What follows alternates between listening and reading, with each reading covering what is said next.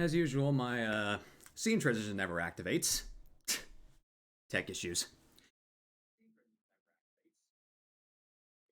All right, so I'm Glax. Let's just get things rolling here. Let's just do our mic check. Make sure you sound pretty good. So just start babbling. All right, I'm Babylon. I'm here, and hopefully you all can hear me. And of course, my boy Radiant comes in with the raid. Second I start the show. Yeah, let's go, Radiant. Thank you so much, dude. Yeah, Radiant's a good friend of mine. He's actually just starts. He just started again up with streaming. So me and a few other of our close friends helped him out today. I was gonna say 8 people, and they just started. That's amazing. Kind of started back up. He used to stream, but then he just kind of got back up with it. Oh, nice. Well, congrats, man. That's awesome. All right, so yeah, guys, just let us know if Glock sounds good. If he doesn't, let us know and I'll fix it. But are you ready for the show? Dude, I've been ready. I've been looking forward to this since we scheduled this like a month ago. I've been so looking forward to it, man. Excellent. I like to hear that. Actually, is this your first podcast? No, I actually used to run one back in the day. Oh, I'm actually nice. gonna hear a lot about Kingdom Hearts today rather than Pokemon. It's gonna be a fun time.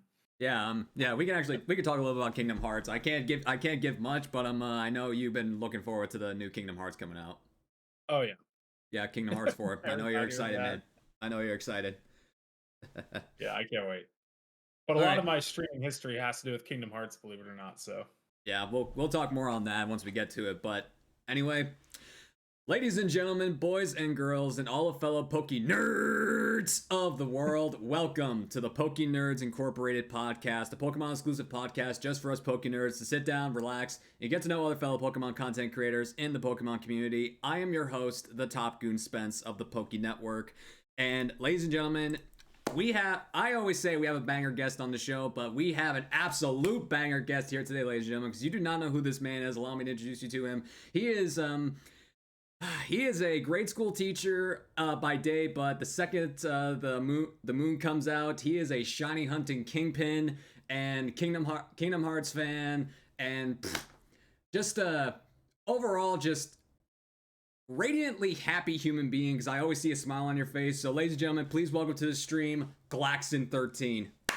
how's it going, man? Thank you to everybody who's out there listening, either now live or later on YouTube.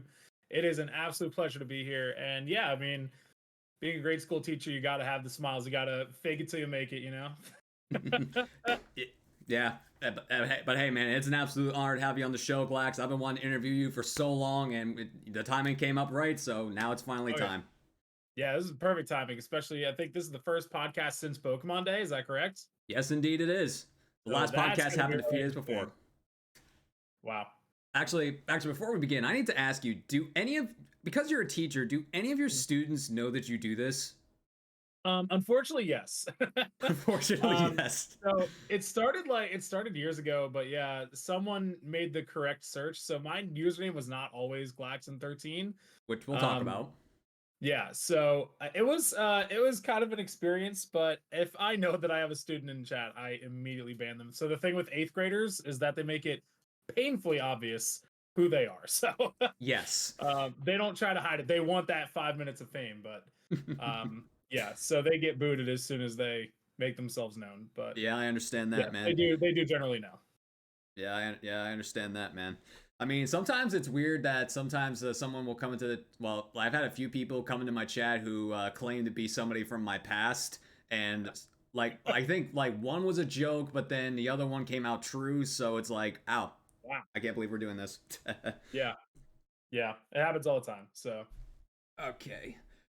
All right, so let's go ahead and get the show rolling today. So the first thing that I like to talk about is just a basic intro between the guest and myself. Just basically introduce yourself, even though I already introduced you, explain the types of content you produce, and just a retrospective of your Twitch journey. So, Glax, you have the floor. Hit us. Awesome, man. Well, so currently, if you're interested in hanging out with us today and not going back to the past, I do a lot of Pokemon shiny hunting content. Pretty much anything that shinies appear in, I will play. That is available on the Switch. I don't have a DS capture card, but I'm working on it. but yeah, I do shiny hunting a lot, and I thrive on community involvement, community engagement, and that is the beautiful thing about shiny hunting is that you don't have to pay a lot of attention, so you're able to really focus on the chat, and that's what I love the most about streaming. Um, but yeah, starting out, I actually, as I said earlier, started out with Kingdom Hearts content, and like way back when. Do you remember the days of Tumblr? Have you ever been on Tumblr before? Oh boy. Yeah. Oh boy. um yeah, so way back when, like in 20, I would say 2013, 2014, I made a Kingdom Hearts Tumblr. And that Tumblr actually blew up to like 50,000 followers and it's still growing today. Wow. Yeah. So yeah, for those of you who remember Tumblr, all you had to do was do like, F yeah, whatever you love that much. Like that was the trend. You just did F yeah thing you love. So I made an F yeah Kingdom Hearts and it blew up. And it actually got me a role on a Kingdom Hearts fan website as a news editor and reporter. Sick. And thanks to that, I actually been to like 3 E3s. Remember E3? Yeah. Rest in peace. Yeah. Rest in peace, E3. Man, those are awesome times. I went in 2014, 15, and 16. So I was actually there for the Kingdom Hearts announcement of Kingdom Hearts 3. So it was pretty awesome. But yeah, so because of that, I decided to stream in 2014 when Twitch just turned into Twitch TV. Remember, it was like Justin.tv. Hmm. The day it turned into Twitch, or that week or month, like somewhere very close, was when I actually made a Twitch account. And started streaming for the first time. And yeah, so I did Kingdom Hearts content. I played Kingdom Hearts 1. I did challenge runs of Kingdom Hearts. And I gathered a following there. And then, as we actually just talked about, some students came into my stream for the first time, and I got super worried and decided to have like a come to Jesus moment of like, should I be doing this with my job? Like, whatever. My username at the time was actually very closely related to my actual name. So I think that's kind of how people found me because it was like really close to my actual name. I was like stupid back then. I didn't really know what doxing was. So, Yeah. but I took like a 6-month hiatus. And by that time, Let's Go Pikachu and Eevee had come out. And I never looked back from Pokemon. So I started streaming Pokemon. I love shinies. I never really hunted them before Let's Go Pikachu and Eevee. But man, I found my absolute niche. Because like playing story games, I don't get to talk to the chat that much. I'm so hyper focused on the game. And once I started shiny hunting, I realized just how many people I could talk to and shiny hunt at the same time. I never looked back. That was it. I became full on Pokemon. So that was it, man. That's the whole. I've never looked back. And I'd like to hear that, man. I mean, pretty much ever since I started my journey, I knew this is exactly what I would be doing. Well, not this show per se, but Pokemon related stuff. I knew that's exactly what I'd be doing for pretty much 95.9% of the time. But that's a really great origin story, and I just love it when the guests go into like absolute minuscule detail about how their journey went. So like I really appreciate that, Glax. Yeah. So like some of my favorite content was actually when I first started out with the Kingdom Hearts stuff. So if you've never played it before, it's an RPG, a JRPG really, where you can unlock abilities as you level up. And these abilities, as you obviously progress through the game, get more and more broken. And I did a challenge run that was called the Coin Flip Challenge, where every time you unlock one of these abilities, it was a coin flip on whether or not I can use it. So if you've ever played Kingdom Hearts before, my first ever attempt at this, I had no guard and no dodge roll, so I had no defense. Ouch. So that and it people loved it. One of my actual like most watched clips on Twitch to this day is actually me losing dodge roll on a coin flip. So wow. But yeah, it was a great time. But again, I played those games with such a hyper focus that I couldn't really like interact with chat, and that kind of hurt. Yeah, I hear you. So again, shiny hunting, when I found that out, it was like I could not do anything else. This is what I was meant to do. So Hey, I feel the exact same way the second I started doing all this, man. But speaking of doing all this, for those of you Mhm. on from Glax's side of the world who don't know who I am, allow me to introduce myself. My name is Spence. This is the Poke Network. I put the emphasis on the because I am the Poke Network. But anyway, I classify myself as a variety Pokemon streamer because I do pretty much any type of Pokemon content you can think of: shiny hunting, Nuzlocks, randomizer Nuzlocks, Nuzlocke races. I'm gonna be getting into Soul Links later this month, so pay attention to Wednesday, guys, because you guys will know who my Soul Link partner is and the games we're going in. I don't really touch the mobile games because I just never really got to them, and besides, I don't really play mobile games, so I'm kind of out of that Yeah. field. So I'm not a Go player. Everyone talks about Go, and I just can't talk about it because I'm not a Go player. So it's like, what am I gonna do? But I do love some Pokemon Go. I don't stream it, but in the days of COVID, where like you can use an incense and like actually not have to move, that was so good for streams. I figured it out. yeah, but anyway, But so so for me, how I got into all of this is I always was a massive YouTube binge watcher of Pokemon related videos, whether it was Nuzlocke, story videos, ratings videos, just all types of Pokemon videos. I watched Patters, I watched Shady Penguin, I watched MMJ TV, PM7. I watched all those guys, but the biggest reason I got into content creation was actually MMJ TV because he's even to this day. I just watched the video of his like 20 minutes ago, but he was always my biggest inspiration because he just seems like a so down to earth guy, and his videos just are so amazing. And I'm like, man, I really want to do this too. So I took a gamble and I actually emailed him regarding if he can give me some advice on how to get started because I was raised in a town where basically being a Pokemon guy was pretty much here we go. Now we got another raid. Here comes Farless. yo, Barles, what's going on, man? Hey, what's up, y'all? What an Welcome to absolute the legend. welcome to the podcast, everybody, and thank you so much for the raid, Farless. I really appreciate it, brother. How? Oh, playing Super Mario World. Yeah. Hope Oh, you it's had fun Mario with that, Day. buddy. Right. Yeah. I hope you had fun with that, Farless. Another one. Oops. Oops. Yeah. My boy Radiant got back into streaming. He came in too. So we got a couple of raids today. So hey, that's all I could wish for podcast, guys. Just so much fun coming from you guys. But welcome Appreciate at welcome. Yeah, but welcome Raiders to the Poke Nerds Inc. podcast. I have Glax13 in the Glaxon13 in the hot seat, and I'm Spence. I'm the host, and welcome to the show. Sit down, relax, get something to drink, get something to eat, and enjoy. Listen to us babble on about being nerds. My favorite topic. Yes, me too. Played Yoshi's Island. Also hi Glax. Okay, so What's going on, man? So basically, I was raised in Michigan, and I lived in a town where if you were basically a nerd, basically nobody would even like acknowledge your existence. So I had to I like, feel that. yeah, I kind of like had to hide my nerdness. So I reached out to MJ TV through email, and he gave me some advice on how to get rolling and how to get started. And I didn't really start this whole process until COVID hit, and Mm. I didn't because to be frank, I didn't have the money to invest in a starter setup. So Oh yeah. I took the incentive and just almost dumped it all into my startup PC and my first one monitor setup, and it's like at the rest is history from there. For the first 6 months of my journey, I didn't really know what I was doing because I came into Twitch as a complete ghost. I didn't know anybody, nobody knew me, and I just started off like my channel completely fresh. And I started streaming the day the Isle of Armor DLC release, so it was like I'm just here, just vibing, not knowing what I'm doing.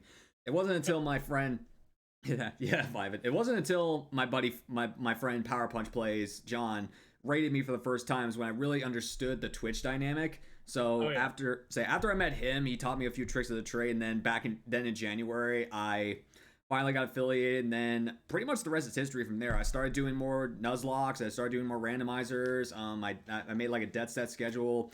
I started doing the my Dark Conquest series where I'm dressed up as the Dark King Zeo and just role playing and playing games with my favorite type. And it's just like there's just so much going on in the Pokemon world that like it's sometimes it's hard to keep up, but then at the same time, it's like you know what you want to do, Yeah. just do it. It's like a content wellspring. You can do whatever you need to do. Yeah, exactly.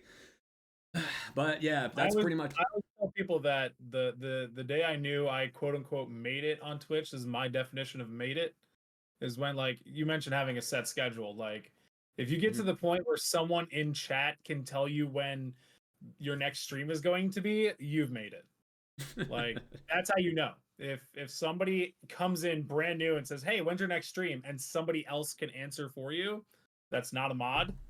That's I not a think you mod. made it, man. I mean, that's literally how I define success because that means you're doing the thing like on a set schedule and you're committed to it and people watch long enough to catch on to it.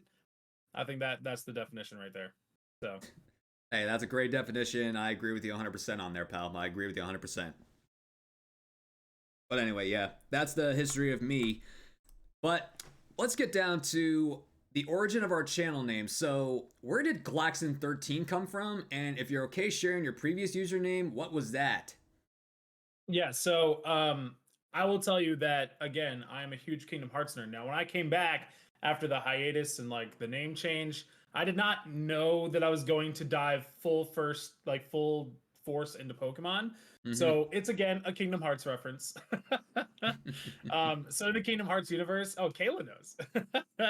In the Kingdom Hearts universe, there are like a group of baddies called Nobodies, and the Uh-huh. super strong ones join this organization.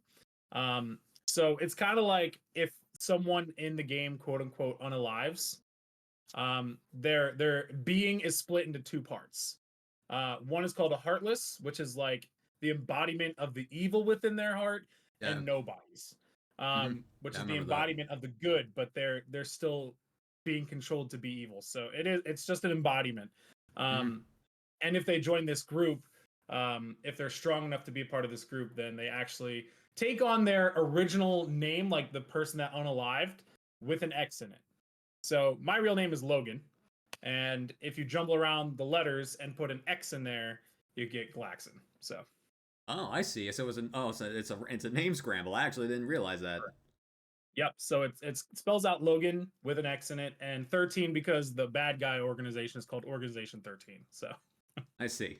I see. yeah, pretty complicated, but if you know, you know. Yeah, if you know, you know. But So yeah, that actually that's like that, I know a little bit about Kingdom Hearts, but I actually didn't know that per se. So I would have never got on as right. to that being the story behind that. Right. But now you know. So if you know, you know. And now I can only imagine what my name would be with an accent and jumbled up. Yeah. My friend actually made an organization name like generator. Oh wow, maybe I might have to take a So look at that's that. actually how I came up with it. I threw my name in there a couple times and ran it through, and the only one that really made any sense was Glaxon. So I see. Well, I'll definitely have to take a look into that. But I think you know this. You may not, but the Poke Network is also not my original channel name. mm, Yeah, because I think I met you before the rebrand, or maybe, like, I swear on everything, I followed you when I was still my previous channel name, but I think I didn't. Like, at it this was, point, I'm like a grandpa. I've been doing this for a long time, so yeah, I know, it's really probably. weird. It's really weird. But anyway, so my original channel name isn't the Poke Network, it was called S Poke Network. That's Poke Network. That does sound familiar. Yeah, that was me.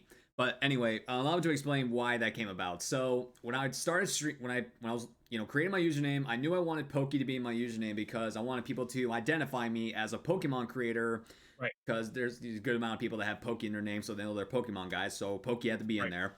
And I actually, when I went to college, I studied and got my degree in business administration. And there's a lot of networking and collabing with administration. Like during my college days, there were like nearly every class had a group project, so we'd all have to group together and network Mm, on how to get this done. So Poke right. Network just kind of rolled off the tongue. Love that. But then once I put it into Twitch, it was taken. So I at the time I wasn't really thinking of the because I thought it was just way too generic. So Right. I just put S in front of there because Spence Yep. is my real name. It's my legal name. But I didn't realize just how much chaos it would cause because Twitch doesn't allow you to use hyphens, and I don't like Nope. using underscores. So the official Yeah. like wording was S hyphen Poke Network. on the socials, Right. but on Twitch it was SPokey Network without the hyphen. Right. So you can imagine how many people Spokey mispronounce my name. Yes, Spokey Network, Spoken Network, Spoke Network. Very even Pokemon people mispronounce my name, man. It was unreal. Oh, yeah. Yeah. It was completely unreal. To this day, I still get crap about it from John, my buddy Jake, and just a few others, and I'm like, dude, shut the hell up. And then at some point you realize that the more generic you go, the better off you are because it's Yeah, the I most know. recognizable and it's the most, searchable. Yeah, I know. I mean, at the beginning of the year, I decided to like at the beginning of 2023, I said enough is enough, and I've decided to fully embrace the Poke Network, and it's just been a positive change ever since. I mean, ever since I rebranded, it's just been. It seems a lot more professional. My graphics and everything looks so good, and like everything else is going so good. Like, I mean, 2023 was also kind of a rough year for me, but I'm on the rise for this year, so Love all that. positive notes. Love to hear it. Yeah, and also my internet's being a real bitch right now. Like I'm getting so much like red zoning right now. I'm not getting any Yeah, frame drops. a Looks like little bit of buffering. yeah, a little bit of buffering, but yeah, like I don't know. I'll have to contact my internet provider. It's been going funky the past couple of days. Mm. Yeah. If you're in the Northeast, there's a lot of storms going around right now. It's really windy and I mean, where I live, it's it's clear today, so it's like, what is going on? So it's like I just need to, yeah, I gotta contact them. Gotcha. All right. So now that we got that, not the formalities out of the way, let's actually get into the nitty gritty detail on what makes us Poke nerds. I'm so ready. All right, so Glax, what is your favorite Pokemon and why? Okay, so I'm a Gen 1er. I'm that old. So That's I've been fine. a fan since Red and Blue. So my favorite has changed over the years, but finally I decided, like, now that I'm a grown adult, my favorite is Hitmonlee, the Kickin' Chicken Nugget. Hitmonlee, the That is, Kickin' Chick. I that is actually my call favorite. Blaziken Kickin' Chicken, so All right. Well, he's the chicken nugget. okay, yeah, he's definitely a chicken nugget. But why'd you settle on Hitmonlee? Honestly, so I went through a lot of phases. My first ever email address was actually like Tangela something. So Tangela used to be my favorite. Um, Mm-hmm. but then it became Hitmonlee because I thought he was the rarest Pokemon. This is like the argument that like little old Glax made is because you can play through the game and completely miss Hitmonlee. He's not required. He only has one appearance. He's super rare. And I don't know, he was the cooler of the two. So I don't know. It's just like little kid me thought he was so rare because like everybody gets Mewtwo, right? Like everybody knows where Mewtwo is. Everybody can go get Mewtwo. But it Mm-hmm. is possible to play through the entire game and never get a Hitmonlee if you choose Hitmonchan.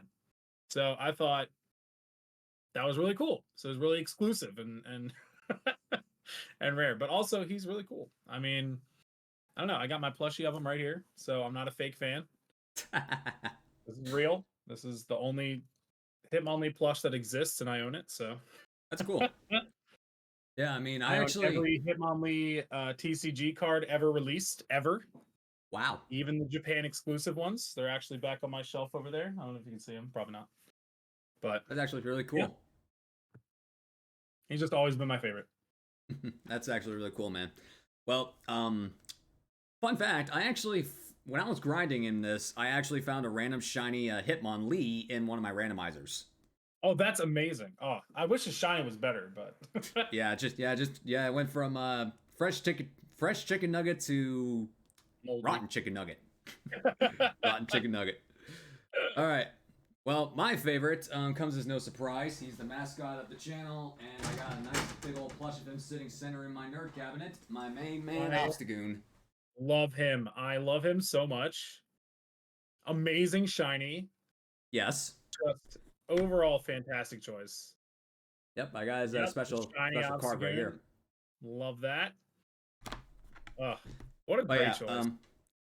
Obstagoon, all right. So for literally 10 years, Darkrai was my favorite before this guy came Okay, I was about. gonna ask because he's pretty new, so I was gonna ask. There has to be one before him, so Yes, before it was Darkrai. So the reason why it's him is for a few reasons. First off, color scheme, I really like it. Blacks, whites, and Yep. grays. I love those colors. Secondly, I am a big fan of rock and roll. I'm not the biggest fan Oh, of yeah. Kiss, but I do like rock. I do like rock music. Yep. Let's see. Dark type, brownie points. Design, Love that. absolute monster. Jumped into my top Yep. 10 pretty much instantly. When I finally got using it in Sword and Shield, I used it on my very first team, and this thing is an absolute monster. Give it a gut setup with a flame orb, and this thing will wreck everything in sight. Honestly, I know you're not a Pokemon Go person, but I have a perfect Obstagoon that's on my team. Also a monster in Pokemon Go. So Yeah, I've heard that. I've heard that it's a monster in Go, Unite, and various other places thanks to Obstruct. yeah, Obstruct is so good in Pokemon Go. It like lowers the opponent's defense and raises your attack. It's so good. Okay, it doesn't raise your attack in Sword and Shield, but the defense drop in the games does actually help pretty good. Yep. It's All awesome. right. Yeah, it does. So, so now when I got around to creating the channel, obviously I wanted a Pokemon mascot. I thought about using Darkrai, but Patters was using like Darkrai as like a co-mascot for a long time, and I didn't want Right. to feel like I was copying anyone. So I just Mhm. went ahead and went with Obstagoon because nobody was going for using it, and it's been the staple ever since. I mean, I actually got I have plans coming up where I'm gonna get a full half sleeve Obstagoon, Galarian Linoon, and Galarian Zigzagoon, like full sleeve, half Oh, sleeve tattoo right here. that's funny that you mentioned that because as Hitmonlee being my favorite, I can't ever make it look cool. So like it's so hard to make it look cool. It doesn't have a mouth. It's honestly a lot of people think it's ugly, and I agree, but I love him still, but I just can't.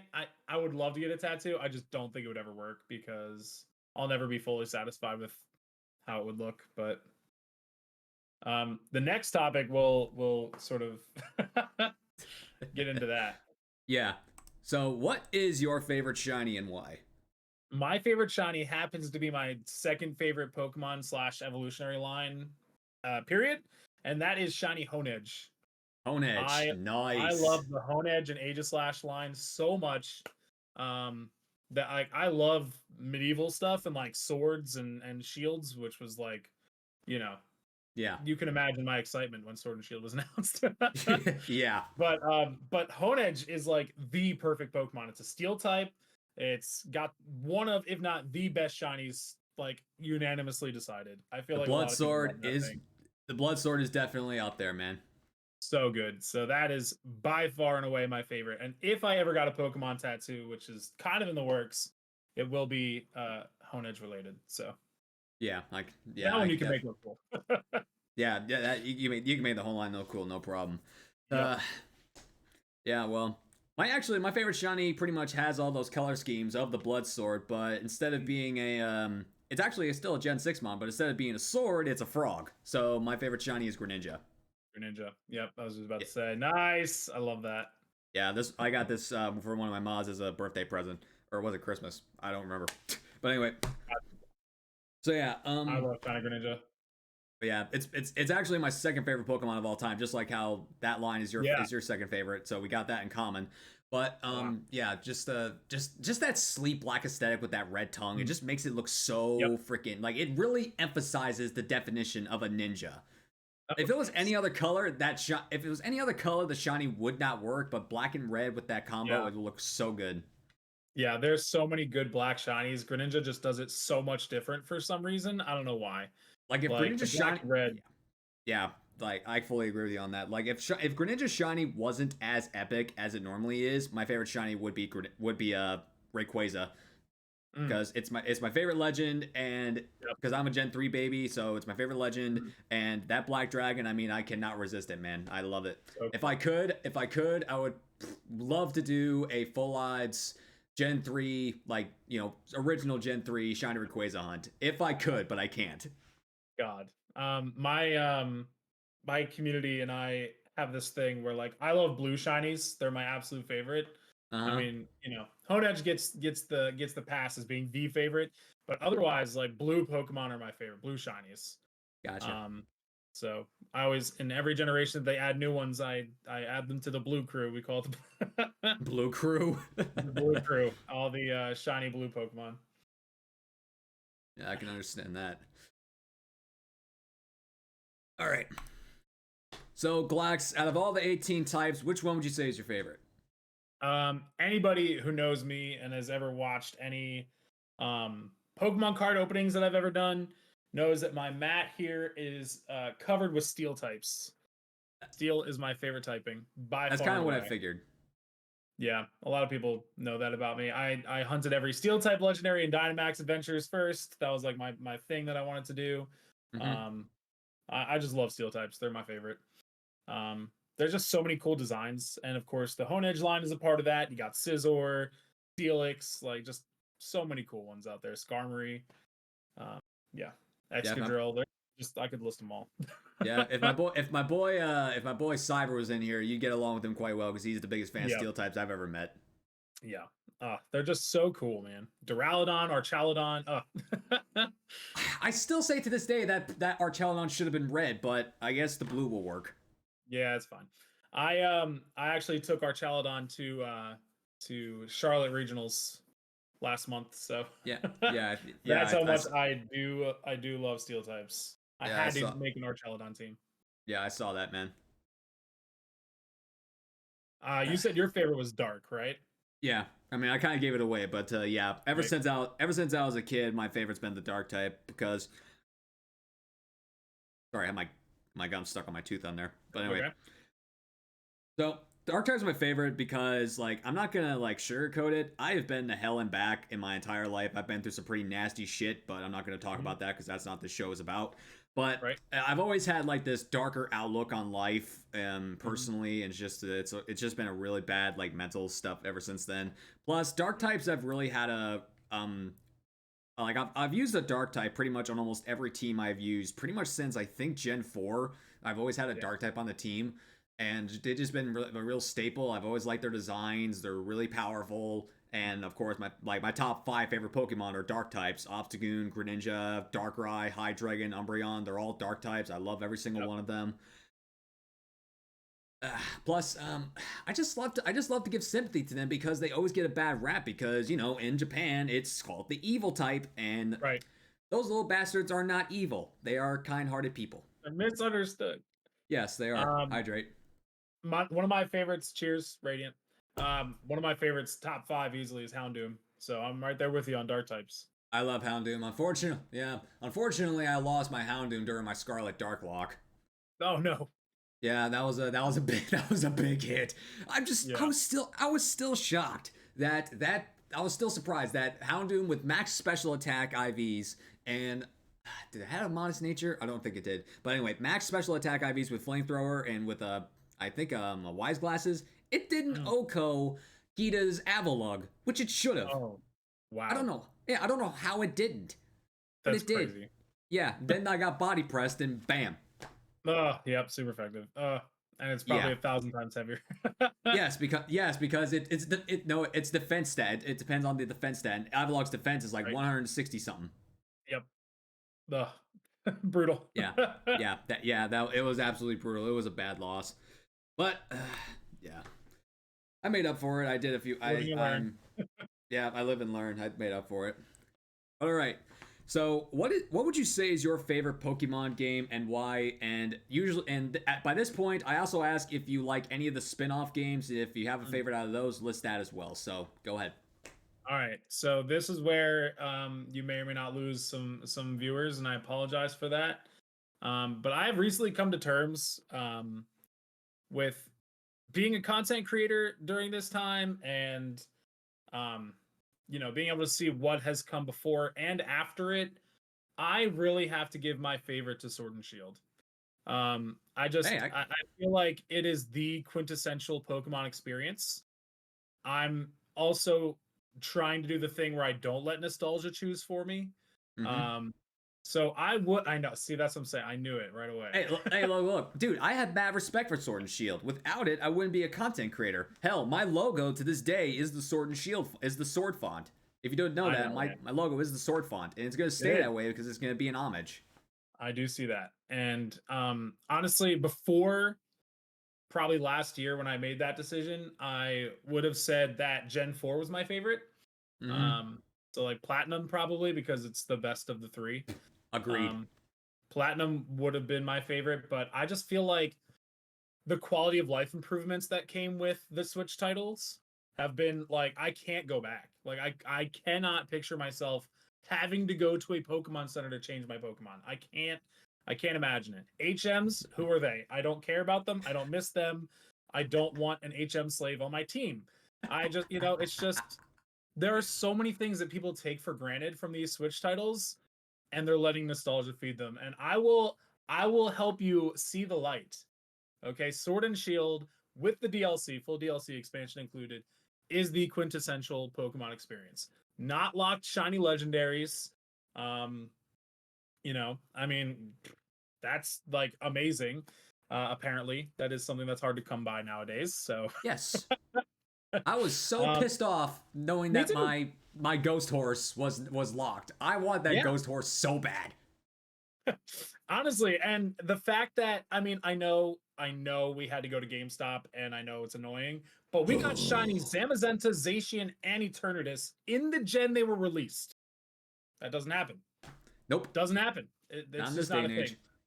Sword and Shield is the quintessential Pokemon experience, and I will stand by that, and I will die on this hill. I can agree. I mean, I can agree to an extent because like even though like Sword and Shield is in my top 5, but it's not my favorite because I have a few experiences with the games that would contradict what I'm saying regarding Sword and Shield. But Mhm. also have you played any of the spin-off games? Do you like any of those? I mean, Legends Arceus, like also an amazing experience. However, I really hate the battle system in that game.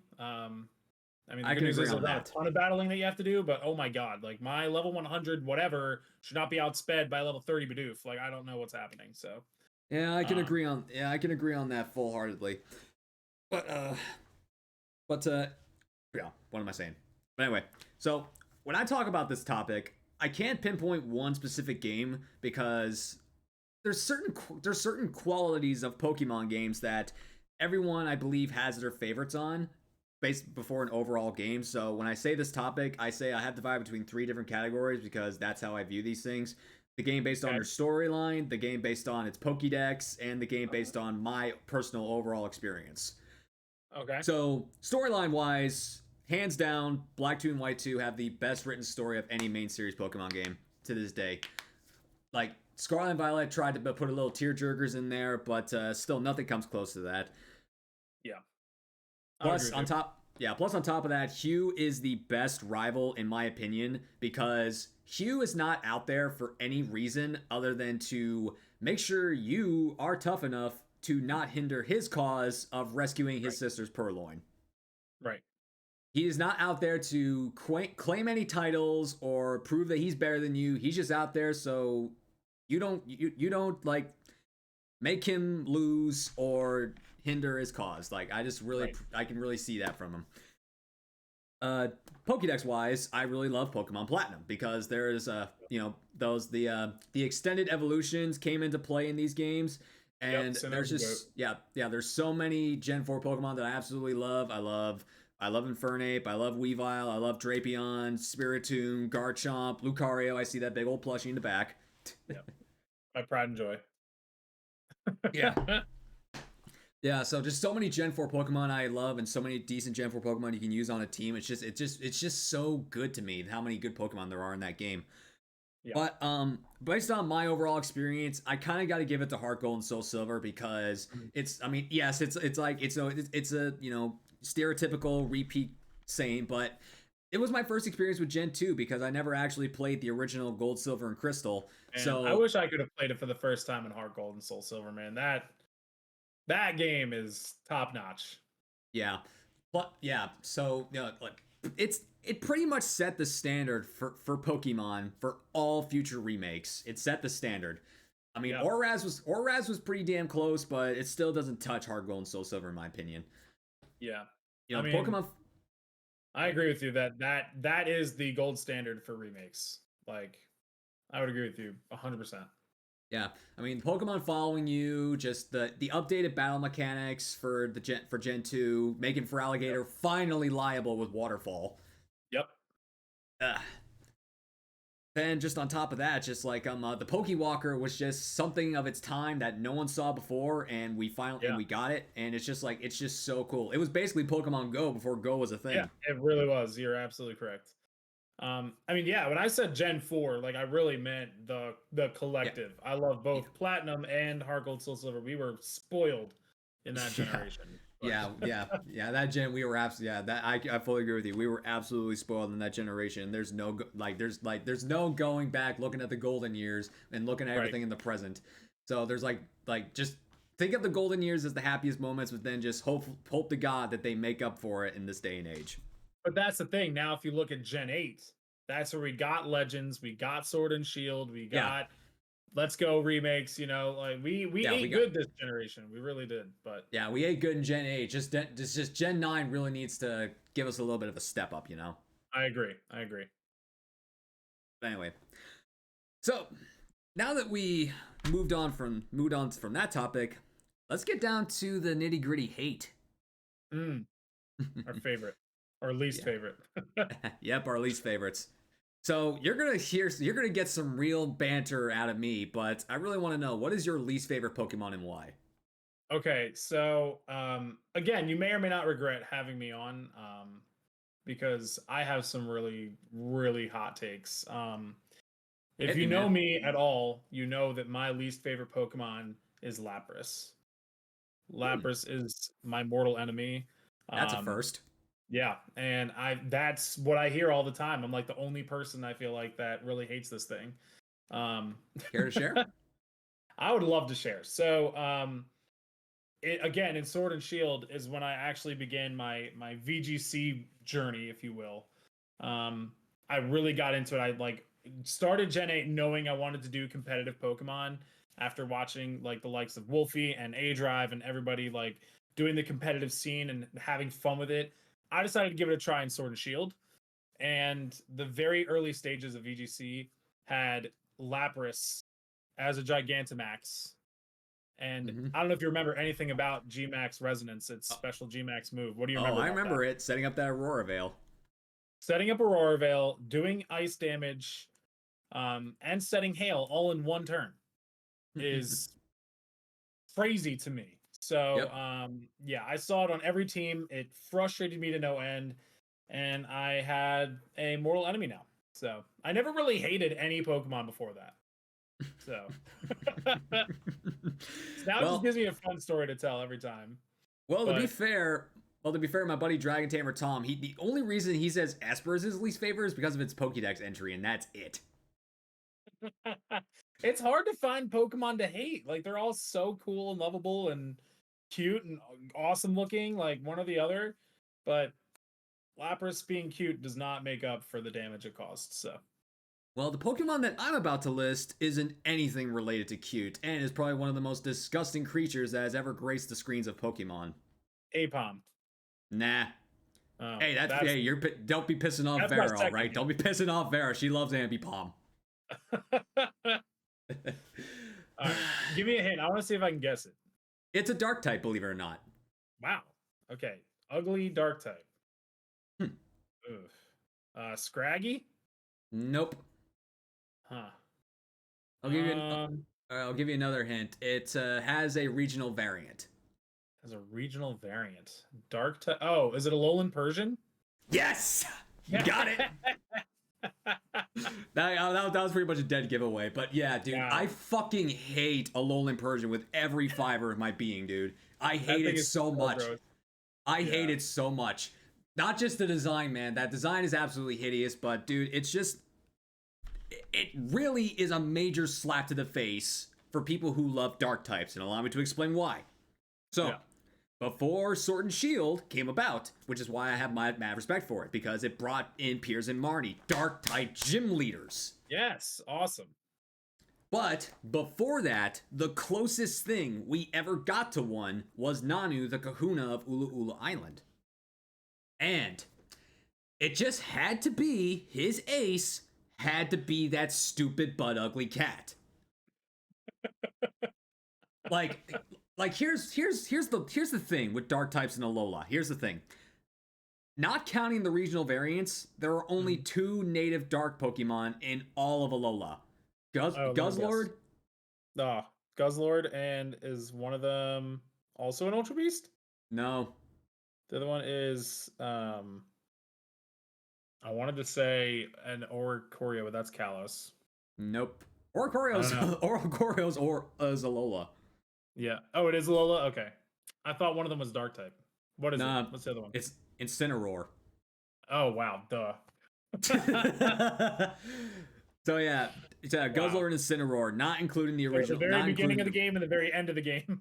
Yeah, not including the regional variants. So yeah, obviously he couldn't use a starter and he couldn't use an Ultra Beast, so he had to use an Alola Pokemon. He could have used Alolan Muck, and I would have loved that battle, but unfortunately Yeah. he just had to use that stupid cat. And plus, I hate that it gets a decent ability in Fur Coat, so it's even harder to knock this thing out in some Right. cases. But And then, it's like such a downgrade from Meowth, too. I like Alolan Meowth. Alolan Meowth looks pretty cool. you mean Cantonian Meowth? No, Alolan Meowth. I like Alolan Oh. Meowth. I don't really like either or. Speaking of, Yeah. thanks to my buddy, thanks to one of my mods, Shrix, he made me shiny hunt the little bastard as a punishment. Isn't Twitch chat just the nicest, most respectful, like, Yeah, the group of first people we've time ever met? Yeah, the first time I opened up choose my next shiny hunt, the first thing that was redeemed was a Alolan Meowth for an Alolan Persian. The very Yeah. first thing. My But advice, if anybody out there is looking to get into streaming or anything, besides like the basics, my first piece of advice to you would be to never share your least favorite things to chat, because the more power you give them, the more frustrating things will be. Exactly. I cannot tell you how many times I've had to shiny hunt Lapras. So I fully agree on that. But unfortunately, just over time, the stuff just slips out without you thinking Yep. about it. exactly, it's very hard. It's very tough. But Yeah. But the joke was on him because I'm the Masuda King of Sword and Shield, I got it within 192 eggs. nice. Okay, so it's quick and painless. Love that. Pretty much quick and painless. But that 4-hour time period felt like an eternity. Oh yeah. Oh, I'm sure. Yeah, it was Most absolutely Mr. Hunts dreadful. feel like an eternity, but Absolutely dreadful. I hate that thing with every fiber of my being. I want to put it to the sun and never look and have it like I want to put every single one to the sun, just watch them all burn to a crisp. yeah, I'll join you on that with Lapras, but mine's less puntable. Well, we can catapult it. Yeah, there you go. I'm down. Yeah, me too. All right, so out of all the shiny Pokemon you've ever come across, which one grinds your gears the most?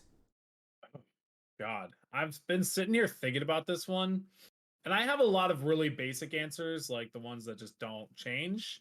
Yeah, that's the most common trend. But honestly, right now I have a gripe with Shiny Dynamo. Ooh. I cannot for the life of me see any of them in Scarlet and Violet. They tried their best by putting them on land. I still can't see them. Nor can I. So really, I really have to give it to Dynamo right now. That thing is really making me sad. But man, like anything that doesn't change, dude. Like I know that's such a basic answer, but like especially the ones like Ceruledge and Armarouge, which are like in the current generation, and we couldn't find anything better than that. So That's actually my least favorite right there because this is the only difference. The eyeballs. All you gotta do. This is technically shiny me because you always see me with my sunglasses on. This is standard me. This is shiny me. Standard, shiny, standard, shiny, standard. It's they don't RNG generate shinies anymore. They should have drawn a better shiny. that was a distinct choice, and I hate it. So Yes. I don't know who, I've always said this. I don't know who designed it, but whoever did and whatever team approved it, they all gotta be fired. That was a terrible shiny. awful. And it's featured on all the Paldean Fate stuff. Like really? Like that's what you're showing off? Yeah, you don't have to tell me twice. Nowhere in sight. Yeah, you don't have to tell me twice. I mean, I got a 24-hour coming up next Saturday, and I have to open up this, which includes Nice. those packs. But anyway, I've always said this since day one. All you got to do is make Charcadet a charcoal gray color, a burnt out charcoal gray color for shiny, and then swap the color schemes of Armarouge and Ceruledge, and bam, you got 3 amazing shinies. That's literally what I did. Like I was doing a whole bunch of series of like, what will be the shiny of this Pokemon? Like before it came out, I had done the color swap. I feel like everybody was hoping for that.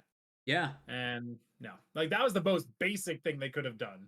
Yeah, And like they yeah, fumbled like, hard. Yeah, in my opinion, Gen 7 had some of the best shinies out there because they really put some thought into the shinies. Because take it for example, Sandygast, its shiny had to be black because there's such thing as black sand beaches. White. Yep. Yeah. That made a lot of sense. Yeah. And plus, Shiny Minior, I mean, obviously it incorporates all colors of the rainbow with those little speckles, and it's a black star. Right. So those shinies make sense. Those ones didn't. 0 sense at all. Yeah. Like people argue that it's like, the Pokemon under the armor, it's not the armor itself, but then Tinkaton gets its hammer and nothing else. Like, don't give me that. Don't give me that.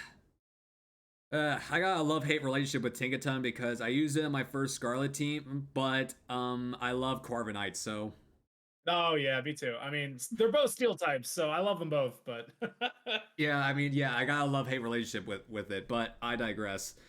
Yeah, so, anybody who's an enemy of Corviknight is not high on my list. I haven't met a single person that doesn't like the Murder Bird. Yeah, I know. He's so cool. Yeah.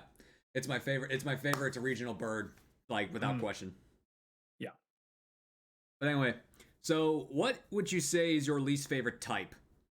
Now, I like a lot of types. Like obviously I gravitate towards steel types, but I don't really think any of them are my least favorite, but if I had to pick one, I'd probably just say normal because they're boring. Fair enough. And honestly, like the fact that they don't get any stab super effective moves is kind of crazy. They almost have to be a dual type to be useful in any way. I mean, take Obstagoon for example. Right. I mean, Obstagoon is great, normal dark, but then you add that 4 times weakness for no reason. Like it's like, come on. So I don't know. Normal, they need to do something with normal types. They really do. They only have a weakness and they don't have a strong suit, like that stab, which is just kind of, Yeah, I can fully agree with you on the competitive side, but I mean, a good chunk of Pokemon that have seen some good appearance over the years have been normal types. I mean, we obviously got Snorlax, right? And Slacking without Truant is an absolute monster. Yep. Yeah, I used to use Regigigas. Don't get me wrong. I do love normal types. I know. I was literally just saying. Anybody else, but I mean, they're just boring to use. Yeah, I know. Fully understandable. Yeah, but because of how much I love dark types, I just really hate the fairy type. Yeah. Because I was gonna guess that. Yeah, I mean, it just added another weakness, and there's so much more fairy integration in the later games that it's hard for me to maneuver around when I'm doing my Darklock series. I mean, heck, I had to do a few switching shenanigans against Lacey, with my Darklock team because, like, oh man, like I had to terrestrialize my Hydreigon into a ghost type so that way it couldn't be hit with that quad effective fairy move. Right. That is the good thing, and I will say, like, Terra typing is probably the best gimmick that we've had in a hot minute. I do love Terra typing a lot. Yeah, I'd say, me personally, I'd say that the way gimmicks go, I'd say it'd be Dynamax Adventures, Terra, Mega, Z. That's how I'd rate it. Yeah, I'd put Mega right before Z as well. I don't like Z moves at all. Megas are annoying. Dynamax and then Terra. Yeah, I think I'd have the same exact thing. Oh, cool. But a few other reasons is that, like, there's a good chunk of Pokemon that don't really make sense as fairies. What about Snubbull and Granbull says, "Hi, I'm a cute little fairy." That's a good point. They're pink. I don't know. Nah, actually, this was actually brought up to me by a previous podcast guest because I never actually saw this. When you look up this Pokédex entry for Snubbull and Granbull, their classification is called the Fairy Pokemon. What? I kid you not. Look it up. I will call your bluff. Let's see. Look it up. Snubbull. Do you know which one? There's only one. It has an active, playful nature. Many women like to frolic with it because of its affectionate ways. No, the classification, like the type, like the go to its Oh, classification. yeah, fairy Pokemon. That is actually insane. Yeah, same thing says for Granbull. That's literally that's probably the single only reason why those Pokemon are fairy types. The single reason. All right, so I'm reading Dex entries. That's where I get a lot of lore from Pokemon. So Yeah, I it says know. by baring its fangs and making a scary face, Snubbull sends smaller Pokemon scurrying away in terror. However, this Pokemon seems a little sad at making its foes flee. So it's just a little. It's in the inside. It's got some feelings, but Yeah, it's got some feelings on the inside, but then Granbull comes into play, and it's like, why is this ugly thing a fairy? I know there are people that like Granbull, but come on, that doesn't it need is the fairy timid type. in spite of its looks. This is Granbull. It's timid in spite of its looks. If it becomes enraged, however, it will strike with its huge fangs. Tell that to the Granbull that was in the anime. Tell that to the Granbull that was in the anime. That thing was always out for an ass kicking. Unless it's startled, it will not try to bite indiscriminately. Oh my god, sounds like the borderline definition of a dog. Wow. Yeah, I mean, yes. I mean, it's got a nice, soft, gooey inside, but a really rough exterior. So Jeez, that's how I define myself in college, and I still cringed about that to this day. it's it's actually timid and easily spooked. Huh. Ugh, my Wow. lord. That's the Scarlet entry for Gramble. Wow. There you go. Oh You learn well. something new every day. Yeah, you learn something new. That's like when I looked it up when I looked it up and Tiny Tina said it, and I'm like, you have got to be kidding me. I was dumbfounded. I was speechless. I didn't know what to say. First time Wow. I ever became speechless on the show. Wow. Yeah. All right. So, out of all the Pokemon games you have played, which one is your least favorite? Slash, which one do you not want to play again? God. So does this include side games as well? Um, I mean, if you got a main game, say it. If you don't, then I guess a side game is fine. All right. I honestly have never started a Pokemon game and never finished it Mm-hmm. until I tried the what was it? The Mystery Dungeon remake that they released on the Switch. DX. Yeah. Terrible. I could not get into it. Hmm. I've I heard a lot of really good. did not care for it at all. Yeah, I mean, I actually started a co-op playthrough with Strix with it, and I thought it was decent. But I mean, I played Super Mystery Dungeon, and it was just something new to me, and I thought it was okay, but I didn't really think too much of it. But so, why couldn't you get into it? It's just the combat system was not my favorite. I didn't like it. I thought the gameplay was so crazy tedious and repetitive. I didn't really know what I was doing. I mean, it really didn't make a lot of sense to me. So, um, I can the understand story that. was like just rinse, lather, repeat. Like maybe every so often the bad guys came back and made fun of you and then left. Um, it just didn't really do it for me. Again, I I never also finished it, so I don't know. I just like when DX first came onto the scene. Like all I would see on Twitter is the animation of Ekans' body moving in that one right, scene. right. That's all that was redeemable about it. I just did not care for it at all. I've never played a mystery dungeon game before. Um, so it just wasn't for me. And Rumble, like that game is only good for shiny hunting. Like literally, it's so boring. uh,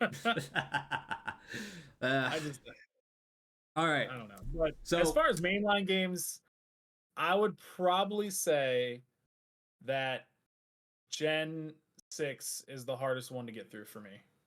Um, I can fully agree with you on that. like the dex is so small. And a lot of the ones that are in it aren't super great for me. I think it has the best fossils, and obviously it has Hone Edge, but that's it. Like that, nothing else really redeemable for me. Yeah, despite the recent news, that's actually kind of a hot topic, but I agree with saying that X and Y is my least favorite for Yeah, some of those reasons, but not all of them. So, again, I always say this. The first 3D game, they were experimenting with this, but right. they made the game way too easy. They made it way Yes, too easy. I agree. Yeah. I mean, Megas broke. I mean, Megas were the thing of their time, but they just also made the game again extremely easy. Then there comes down to like the gym leaders. I mean, I just can't say nothing good about Wolfric, man. You just Right. he's so easily bodied, and he's supposed to be the not the eighth gym leader. Like, what are you what are you I know. doing, old man? Then the Elite Four comes into play. None of them have megas, and then oh my god, like I got so much beef with Diantha. I hate her more than Gita. I hate her more than Gita. Wow. Because Gita's probably my least favorite champion. I hate Diantha because she's not even in her fucking game. You only Yeah. talk to her 5 times. So annoying. At least Gita's in her game, and then they made her Yeah. redeemable by actually rearranging her team so Glamora's the starter and King Gambit's the ace. Yeah. That was smart. Yeah, but But yeah, yeah, Gen 6, I mean, the games are short. Um Again, the decks being so small is just like it's a killer for me. Like my favorite part about Pokemon is catching them all, right? yeah. But when there's not a lot to catch, it's so boring. It gets really repetitive and Skiddo's in there, so I don't like it. Yeah, and plus with the such low amount of new Pokemon introduced, it's really hard to make a Kalos only team with decent Oh yeah. Pokemon. Oh yeah, I agree with you. It's just rough. It just was not. It could have been so much better, but I think they spent so much time in development making their first 3D game and not really creating a lot of monsters for it. So Exactly. That's exactly. I mean, I try to get that point across, just never the words come out right. So I'll make sure to say that in every single podcast from now. Ow, jeez. From now on. yeah, I think that's really what it came down to. Yeah, I can agree with you on that. Okay. So next up on the show is I like the guests to give us your very first experience with Pokemon, like your first vivid memory you can think of when it comes to Pokemon. Hit us with that. Okay, so I'm gonna try to be a little bit different here because obviously, like I said, I was a Gen 1er, Uh-huh. but the time I knew that I was like super hyper into Pokemon was when I was a kid. For Christmas, my mom always used to do like these little treasure hunts for me to go on, like a lot of parents do.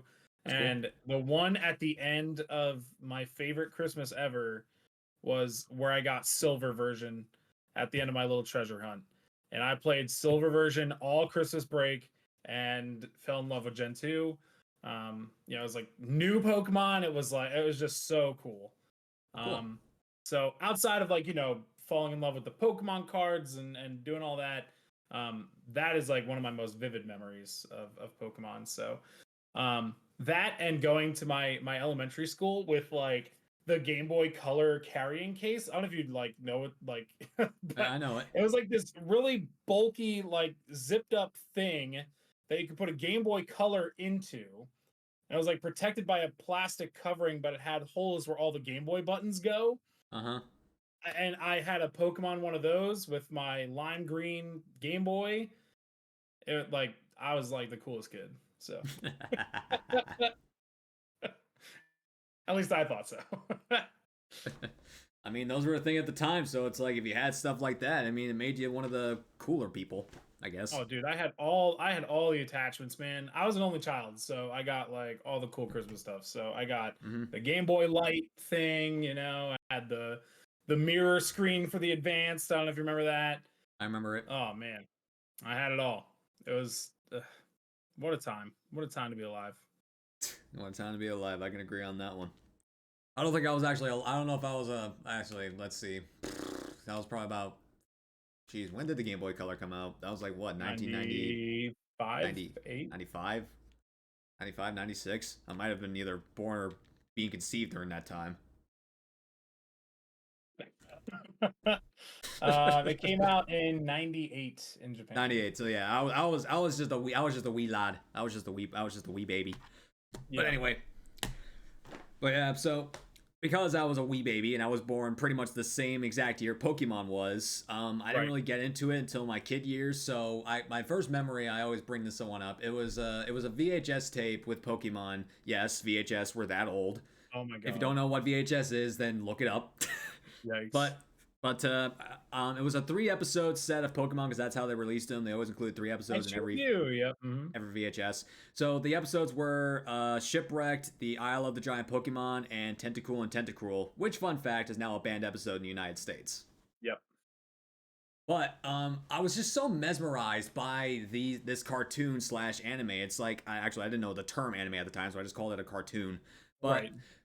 I was just so mesmerized by this, and it just seemed so cool. I couldn't have expressed any words for it. I just liked it so much. But then as Yeah. time rolled on, I learned about the cards. I mean, even to this day, I still have no idea how to play the TCG, and I just like seeing the cards for what they are.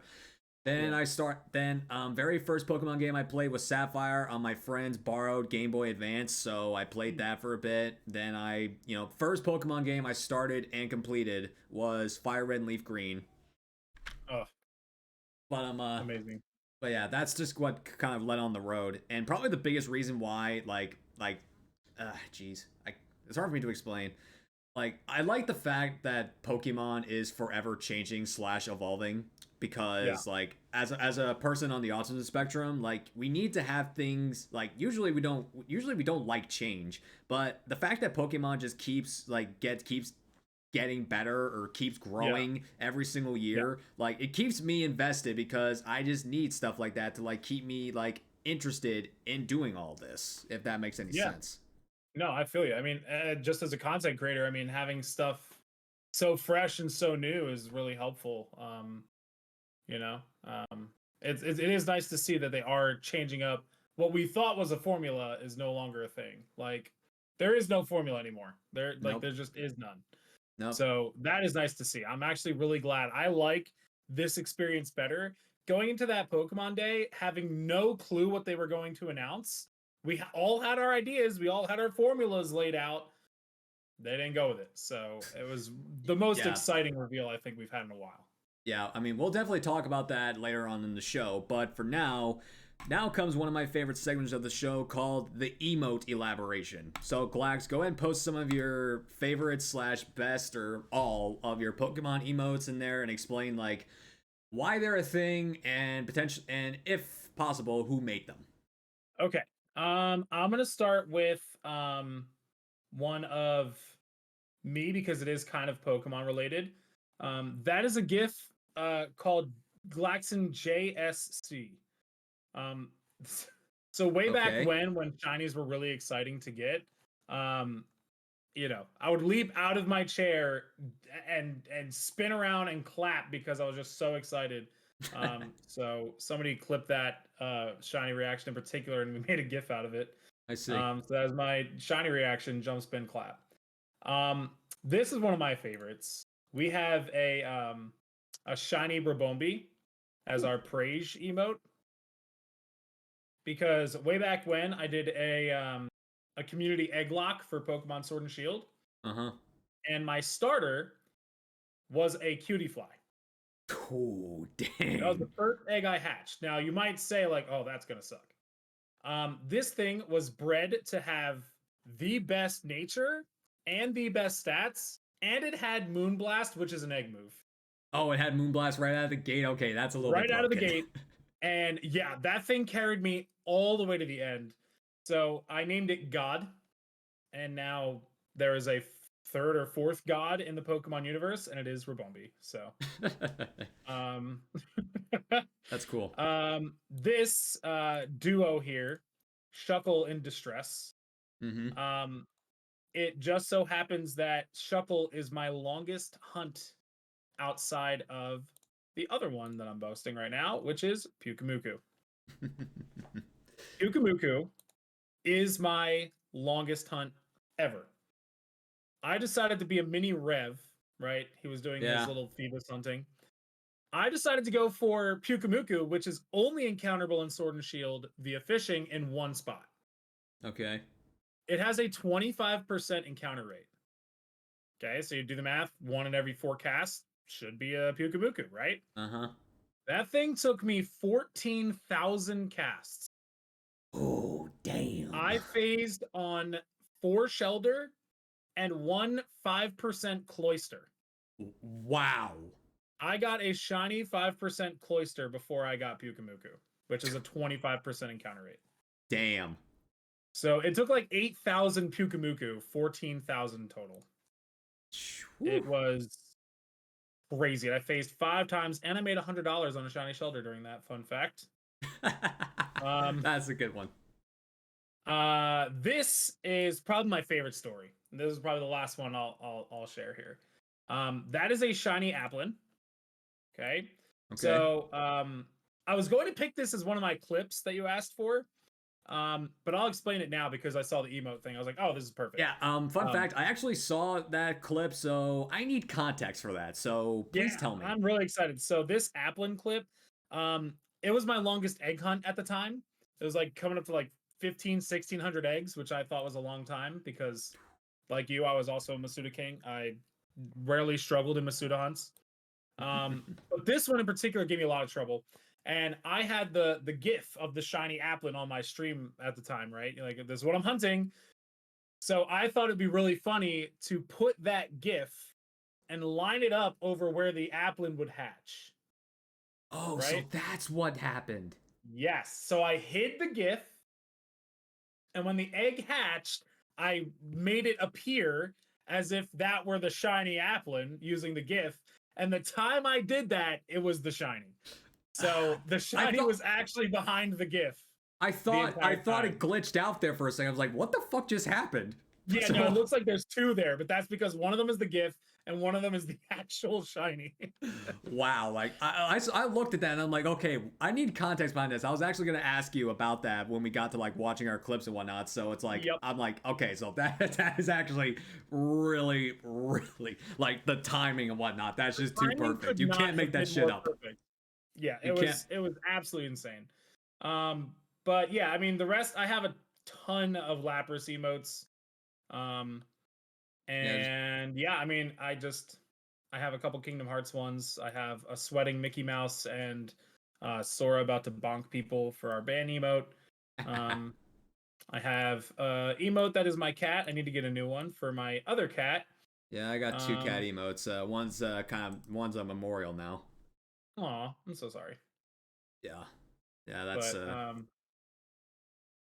And then my last one here is just, I love this emote because nobody really knows what it is until I tell them. But that is I know Pikachu what that is. With a ketchup bottle, right? I know what that is. Yeah, some people just like, what is it hugging? Like, I mean, I mean, as soon as I saw being one of the real ones, thank you. I watched every episode of the original anime, so I know exactly what that is. I remember what episode it was too. Yes, thank you. So that is our way to show love on the channel is with Pikachu and a ketchup bottle. So I gotcha. The way I show love on the channel is this one. I got what I call baby demon biting and hugging a heart. I love that. Yeah, like when I refer to the Obstagoon line, I refer to them as demons. So Obstagoon is demon, Linoon is Demon Junior, and then baby demon is Galarian Zig. Got you. I love that. All right. So I got a lot of Obstagoon themed emotes because I'm the Obstagoon guy. I got a Jammin' one, I got a Rage one, I got a Hype, I got just a standard one. Actually, I'll share this with you. So this GIF is me when I found the Darkrai. So that's just me screaming and going crazy at the top of my lungs. Just like I had never screamed so loud in my life where I sounded like a woman. Like that is so good. Like some people have told me that I screamed louder than Reversal did when he found his Feebas. Wow. I mean, I get compared to A-Drive pretty much anytime I do a shiny reaction, so I get you. I feel you. Yeah, this one is just me yelling yo because it's like an introduction thing. It's also like an excite thing because like that was just me like finding a shiny egg. But yeah. All right, so let's see. Animated, I have one of my most popular, I think the most popular emote on my channel is my Zoroa Giggle. This one is the most popular by far. Oh, that's so cute. Yeah, shiny Zoroa just giggling like it did in the movie. Like that's the most popular one. My Hydreigon is my Hydreigon is my Banhammer. I got that as my Banhammer. Regidrago is my luck emote because Regidrago is my very first on-screen shiny. Oh, really? Yep. Back into 2020. When the Crown Tundra was released, I wanted my very first on-screen shiny to be a shiny Regidrago, and indeed it was. 2,221 resets. My first on-screen shiny, I believe, was a shiny Staryu in Let's Go Pikachu and Eevee. You mean a shiny Pidgey? No, I did not get a shiny Pidgey. Sorry. I misread what you said. I thought you said Starly, not Staryu. Nope, Staryu. Yep. Yeah, I could. Yeah, for some reason, like my wires got crossed there. But anyway, my three most recent ones. I'm really proud of these ones. I got a Pride emote, a Chill emote, and just this one based on Annihilate I call Monkey. Oh, I love that. Yeah, yeah. Like, I really love the sip. Yeah, the Spiritomb was Spiritomb is so cool. Yeah, that was a fever child of me and Strix, and it just turned out so well. Like Chris Killen, she did an absolute amazing job with that one. Yeah. Shout outs to my emote artist, Woods Pixel. Amazing pixel artist, but also emote artist. But yeah, she did pretty much all my emotes. Yeah. So this one's based on my cat Dom. He's my oldest boy. He's 16, almost 16 years old. And oh my goodness. Yeah, this one's a little more bittersweet now because 2 weeks ago, like a day after my last podcast, that's my cat Patches, who unfortunately passed away due to pre-existing medical conditions, and also that like keeping him alive any longer would have been cruel. So yeah, I mean, he's actually really tough decision to make. I know he's actually in my nerd cabinet right now. I got his ashes sitting next to my sitting in the corner next to that Greninja plush. Oh, so he's still a part of the stream. Yeah, he's always gonna be a part of my life. Of course. So a good chunk of my emotes are also based off of dark types, but the only two Pokemon that are emotes that aren't dark types are this one, Lantern, that I call Sushi. I did an electric only Nuzlocke in Shield, and I just absolutely fell in love with Lantern. Well, actually, it can be pretty monstrous when set up right. I mean, heck, that thing had Thunderbolt, Skull, Dazzling Gleam. It was so good. Yeah. Oh yeah, actually, before the Alolan Vulpix, actually, the reason why I chose the Alolan Vulpix is because I got a very good history with the Alolan Vulpix. I found a shiny in every single game it's available in since Gen 7. That's amazing. Even Let's Go, I did the trade hunts. Oh wow. Yeah, I was about to say. Yeah, 4,040. Really cool. Yeah, 4,041. That's how long that one took. God. Full Odds and I are not on great terms, but well, I'd rather yeah. May I bring up my Darkrai? Yeah. No. No thanks. I'm good. No, thank you. Yes. I'm a method hunter through and through. Yes. No, thank you. No, thank you. No bloody thank you. No, thank you. No, thank you. No, thank you. I'm doing Shaman. I'm going back to the Reggies, and that's it. After Shaman, I have no idea what I'm gonna hunt because I like the double hunt. So I'm trying to figure out what exactly I want to do after I find the Shaman. Have you gotten Arceus? Oh yeah, I got it the week after I got Darkrai. Literally a week to the day. And dude, I stopped that hunt at 410 resets to shiny hunt Darkrai and never came back to it. 12 flipping resets into the stream because I was double hunting it. So 6 total. So 6 resets. 12 total. The Butter Llama goes. Wow. Yeah. Mine was 1180, which I thought was good. Yeah. Like after everything that happened with Darkrai, people were saying you were owed this. You were due. Yes, I was due, and thank God I was. I was so. That's awesome. Yeah, I was. Whew, man, that was a day. Yeah, that's a good one to have good luck on. Yes, indeed. So, next comes my favorite section of the show, shared experiences. This is where those clips I asked you for come in. Oh, yeah. So, now, ladies and gentlemen, and my fellow nerds, we are going to go watch 3 of our clips each between me and Glax. We're going to start with Glax first because he's the guest, so bear with me for a moment because it's going to look a little bit funky. Mm-hmm. Which I picked, 3 good ones. Okay, here it is. Yeah, and we were talking about this one earlier, so let's go ahead and see this reaction. All right. I'm excited. So, which one is it? The Pukabuku, yes. Yeah, this is I'm doing this in chronological order. So I'm just a quick volume warning. Don't worry, these tend to be a little bit softer. So Also, guys, I've been having some internet issues today, so there's been a little bit of buffering. So if you wouldn't mind refreshing, you could be at a little bit more real time. So let's just watch this. Okay. I'm watching without sound because I don't want it to double up.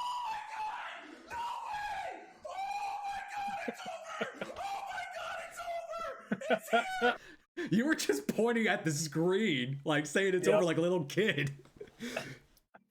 Oh my god, I find that amazing. Holy moly! Yeah, I again was doing 14,000 casts, and I've been doing it like on and off. I had Pyukumuku Mondays is what I was doing. I see. So every Monday I would go out fishing, and we finally got it, dude. And yeah, I don't know if it shows it in the clip, but if you don't know this, Pyukumuku has memento. So the reason that I have a chandelier out front is because of that. So I knew that going into it. But wait, the chandelier like block memento? Yeah, so it's the only Pokemon in Sword and Shield that can learn Imprison and memento. So chandelier was the choice. Oh, Imprison. Gotcha. Yeah. So it couldn't use memento on me. I see. So that 3284, that was the amount of Pyukumukus? That was just Pyukumuku. Just Pyukumuku. Okay, gotcha. Let's finish the rest of it. 25%. So that times 4, 14,000. Gotcha. It is actually insane. Like I had so many people that did the hunt along with me in my community. That got in like less than 100. I had somebody get in 36 encounters, not Pyukumuku, 36 casts. This sounds just like me with Solgaleo and Darkrai. There was a lot of my community members that didn't want to hunt Darkrai because I was taking so long. Yeah. Dude, I kid you not. Literally, just a few days after I found Darkrai, one of my ex-mods found it. And guess what? Less than 1,000 encounters! Oh, it's crazy, dude. At full odds, too. But that's the crazy thing, is that this is affected by Shiny Charm. It's, like, not that crazy, but it turned into something super crazy, so... Yeah. Yeah. Absolutely one of my favorite memories. So, during this hunt, I'll show it to you.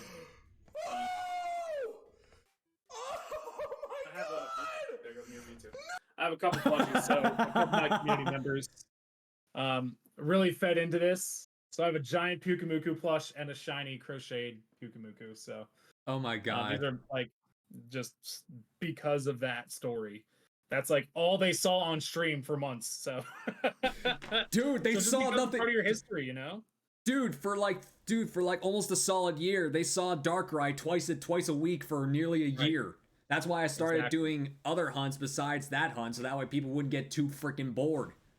Exactly. So, I mean, it's just, that is the best part about doing your shiny hunts on stream, is it becomes a part of a legacy of some kind. So it's really cool.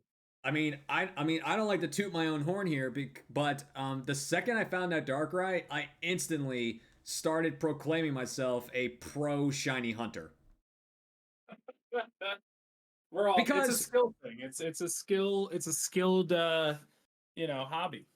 Look, I mean, yes, everyone has their story. We got Quick Panic has his Regirock. We got Reversal with his Feebas. We have, who else can we also name? We have Patters with his Regieleki, and then there's me with my freaking Darkrai. Yep. I got my Pyukumuku. Like, that was definitely my white whale. Yeah. White whale. That was a Moby Dick reference. Yeah, I know. Just for those at home who don't know. Because it's not a white whale, it's a green cucumber thing. So. Oh my god, I'm shaking. But yeah, that was what an actual memory. It's just so cool. No way. No. Because I was nervous because like I was waiting for it to happen because again it used memento turn 1. So gotcha. I'd use a level 100 to make sure that I was faster. You know, I did my speed checks and everything. So yeah, I understand that, man.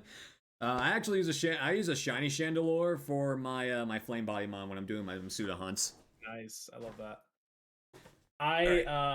Also, you heard in the clip, I yelled "puke."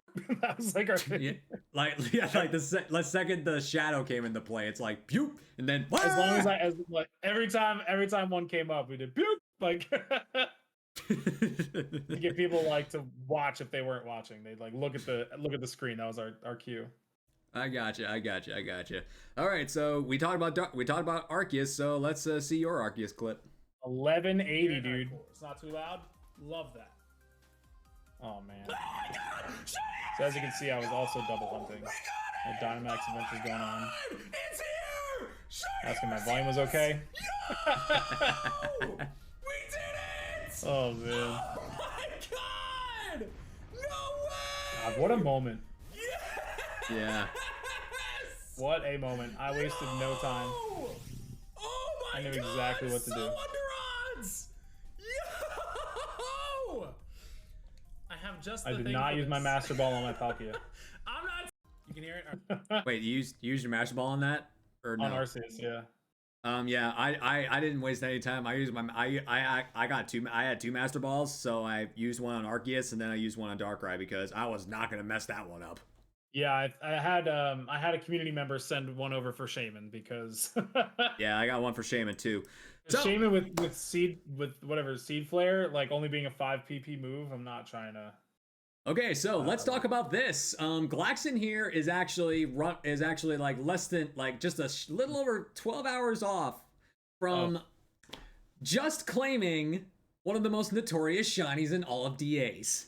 Oh God, I can't believe it's over. It still doesn't feel real. So actually, I want to know context of this. So that 117, did you do double Zygarde for the entire thing? So fun fact, okay? As soon as DAs became a thing, and Zygarde was claimed to be the toughest Dynamax adventure, as Mr. Content Creator Guy, I created a channel point redemption in my stream that if I was doing Dynamax adventures, if somebody did like I think it was like 20,000 at the time, 20,000 points, I had to stop what I was doing and do a Zygarde raid. Oh. I had done countless of those things, man. There were days where I did nothing but Zygarde, didn't count them because it was just like a couple one-offs. I had done so many of these random one-off Zygardes. This was just counting them as of like 2 weeks ago. Gotcha. I remember when I was going after Landorus, and that thing was my Zygarde for the longest time because that thing pissed me off so much with Earthquake, Bulldoze, and everything else. Like I quit on it for like 3 months and then came back to it, and it took me 8 months to find that stupid genie. Yeah, so I committed to this the day after Legends ZA was announced. Yeah, I remember that. And I was doing two. So I have two switches that were both joining the same DA. So I really only needed two extra people to help me out. And I had never, ever saved a path before this hunt. I remember. Yeah, you went undefeated on that path. I do remember that. All that going on Twitter and whatnot. Every single one that we did was undefeated. So these were 117 in a row checks. But that was like only like half of that was DAs. So all right, so let's. I had two checks. All right, so let's relive the memories of yesterday. Oh man, No I Starmie. can't believe it. No Sandslash. And. No.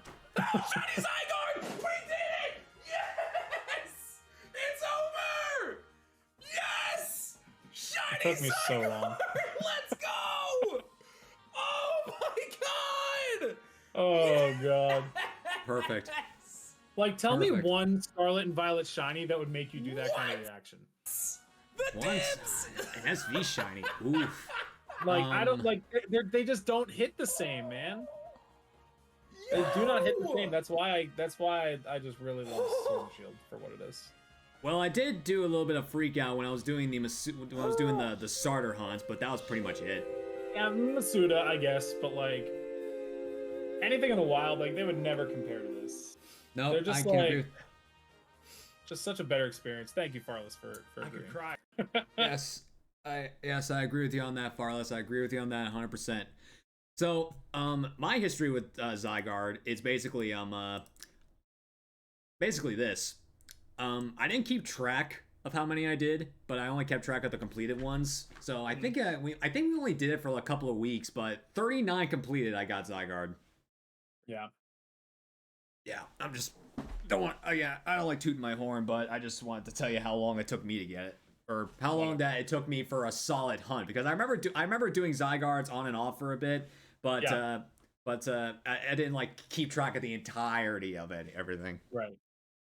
All right, so my clips. I'm running out of decent ones, to be brutally honest. I'm gonna have to start doing repeats come season 4 of the podcast, but Right. I found a few ones. So this was back in the Gen 2 Shiny Challenge, and because of what awesome. happened with the fun fact, you and I were in the Gen 1 Shiny Challenge, and Correct. you found the Hitmonchan. Correct. I found the Dragonite. Uh, In the Nerd Out video, your clip came right after mine. that is awesome. I didn't even realize that. Yeah. Like when Jack says outpacing was incredible, but it was only a matter of time for something truly epic happened, and then my Dragonite Right. clip the same, and then as soon as one big catch came in, they just kept coming and coming and coming. And the next thing we know, we see Glax freaking out Hitmonchan. to the Hitmonchan. That was hard. Like I was looking for Hitmonlee, but either Yeah, one that- would have been awesome. But the So, yeah, fact that I knew it, I knew Hitmonlee would be one of the last ones. I knew that. Yeah, it was. What was the last one that was claimed before we could claim Mew? What was it? I know it was one of the fossils, I think. I think it was I gotta say, I think it was a Kabuto. But I could be Yes, wrong. yes, Kabuto. I knew. Yeah, it was Kabuto. Somebody needed Kabuto. But so I decided to go for Tyranitar this time because I dubbed myself the pseudo collector of the series. Right. And obviously I'm not going to soft reset for a Tyranitar, so I decided to egg it, just like Nomi was, but she was doing it with the Gen 2 egg glitching, but I did it with Right. Masuda and Sword and Shield. We mutually agreed I wouldn't claim the Larvitar if I got it first, which I did. But here's You'd have how I bumped up. react. But yeah, here's how I reacted to it. I'm definitely debating. But that's my old logo right there in that clip. That's my old logo. I love that. The sword and Yeah. shield. Like partially sing while freaking trying to do this. I don't know what I don't even remember what I was battling about, but there. Oh, yes! Shiny Oh Larvitar! man. I'm still watching on your stream, so We got it! there it is. Yes! Yeah. It's so obvious in the eggs. It's so good. Yeah, I know. Fun fact about that is just I went to work for a few hours before I came and did this, and I tried to do a Right. 24-hour, and and solely because I decided to go to work that day because I'm a laborer. I work for a dirt racing car shop, and Right. yeah, I tried to do a 24-hour, but I only got to 19 and a half. The second, like a few hours after we got the Celebi, I'm like, yeah, I'm going to bed. I need some sleep. I Yeah. couldn't take it. I needed some sleep. Yeah, I've All tried right. a couple 24 hours in my day. They are hard to get through. I know. I actually, like I said, I got a 24-hour coming up this coming Saturday, man. It was supposed to be the Saturday before, but Patches passed away, so I wasn't mentally ready for it. Gotcha. This is back when Darkrai was below 10K, and I was Wow, way continuing back to when. yeah, and back when I was continuing to prove I am a Masuda juggernaut, and back when I had long hair. Yeah, I've cut my hair since then, but I was like, I'm not gonna cut my hair until I find Darkrai, but I was like, I can't take it anymore, so I decided to just cut my hair. Yeah, no, it looks But good. anyway, Welcome in. Happy Tuesday. So this is you going for a Centiskorch? Or Centipede. My God! The goal was to find Shot! the goal was to find a shiny of my original Sword and Shield teams, and Centiskorch was on my Shield team. No, Oh, my nice. Sword Okay. team. Shot! My sword team. Very cool. Fucking way! Are you kidding me? 20 eggs, man, just 20 eggs.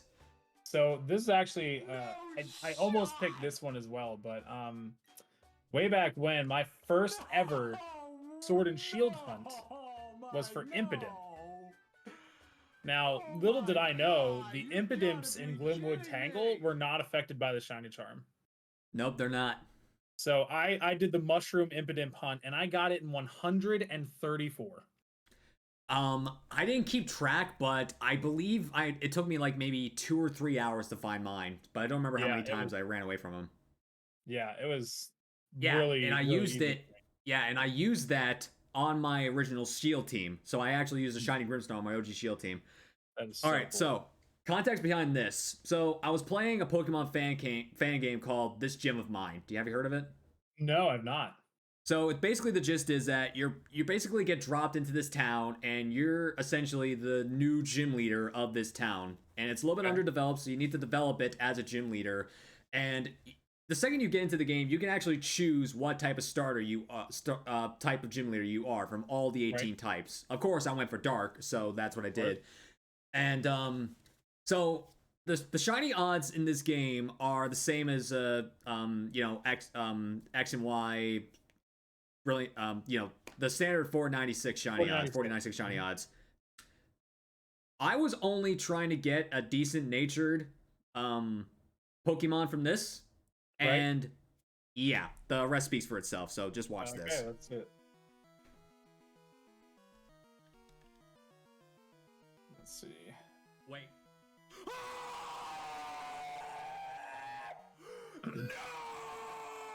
So you have to check it from the party. Yeah. Yo, Are you that's insane. So I guess you didn't care about the nature after that. kidding me? Nope. It actually, it was a sassy nature. It changed its defenses. So Wow. the crazy thing is, this isn't the first time this has happened. So long back in the Ultra Sun, Ultra Moon days, I decided to use the same starter for Ultra Sun as I did in Ultra Moon as I did for Sun and Moon. And in Moon, I used Decidueye, so I decided to use Decidueye in Ultra Moon. Right. And I knew how to use it properly, so I was just resetting for an Adamant or a Jolly Natured one, so I can get a decent, a decent stat off. Right. But, whew, I only saw it reset 3 times, and I found a shiny, dude. What? I'm not kidding. That is crazy. I got that Decidueye in my Scarlet file right now, and the biggest kicker, man, it had an Adamant nature. So it was the nature you needed, and it was shiny. That's crazy. I know. If I was a content creator at the time, I feel like I would have blown up. But Yeah. unfortunately, I wasn't. 3. That's insane. I know, that is insane. But I believe, in terms of other things regarding Pokemon outside of streaming, man, you got a lot more stories than I do regarding that. So give us a little bit of a rundown with some of the coolest things you've ever done or experienced with Pokemon outside of streaming. I believe at one point you said you were in relation, or you had this contractual relationship with the Pokemon company. That is correct. So I'm gonna call it a right place, right time moment. So I happen to follow the PR manager for the Pokemon company on Twitter. Okay. And he made a post one day, I forget when, it was a couple years ago. And I shooted my shot. I don't know how to say it. But I shot my shot, and I reached out to him, and he had this he had just made a Discord for people that he was looking to partner with as creator relations. And I got into the Discord, and officially signed a contract and an NDA. And yeah, so I do have a really nice relationship with the Pokemon company. And I feel like I have to mention that I was just at Pokemon Worlds in Japan. So yeah, dude, in terms of jealousy factor, I'm extremely jealous of you, but at the same time, I completely am astonished by that. So I gotta give all the mad props to you on that, man. So you're literally the first person I've ever interviewed or met that has a direct relation to the Pokemon company. So seriously, mad props to you, man. Thank you, dude. It was an awesome experience. I mean, just being surrounded with the faces of the Pokemon community in every facet was just a dream come true. I mean, having lunches with Zoe Two Dots and and Mystic 7 and Awesome Adam and Real Breaking Nate and Super Duper Danny and all of them, and Leonhart talking to me every day. It was just so crazy to me. But I am very, very happy to report that they are the nicest people. I could not believe. They always say don't meet your heroes or whatever, but no. I mean, they are very, very kind-hearted, down to earth. Leonhart was starting conversations with me. Wow. It was something else, man. It was just Pokemon brings so many people together. it is the highest grossing multimedia company in the world, and it showed at that event. Like it showed that there are a lot of people that enjoy Pokemon, and being in the country that is responsible for Pokemon during its biggest event was just something I don't think I'll ever be able to experience ever again. Like that is just the coolest thing. Yeah, man, like going to Japan is definitely a fever dream at this point, but like I don't care what's gonna happen to me. One day, somehow, I am going to Japan. If I go there, I would love to go there for Pokemon World, but I mean that's like I said, it's just a fever dream at the moment. But still, man, like that is a very awesome experience to have, man. Highly recommend. I mean, everybody there is so nice. Like anybody that you interact with, whether it's like somebody behind a cash register or just like somewhere in a store or like wherever you're eating, like it's just the vibes are so phenomenal, and everybody like there's everything Pokemon wherever they were like doing it. Like there's Pokemon everywhere. There's Pokemon art on walls. There was like TCG like stands everywhere. Like it was just everywhere you went in Yokohama, there was something Pokemon going on.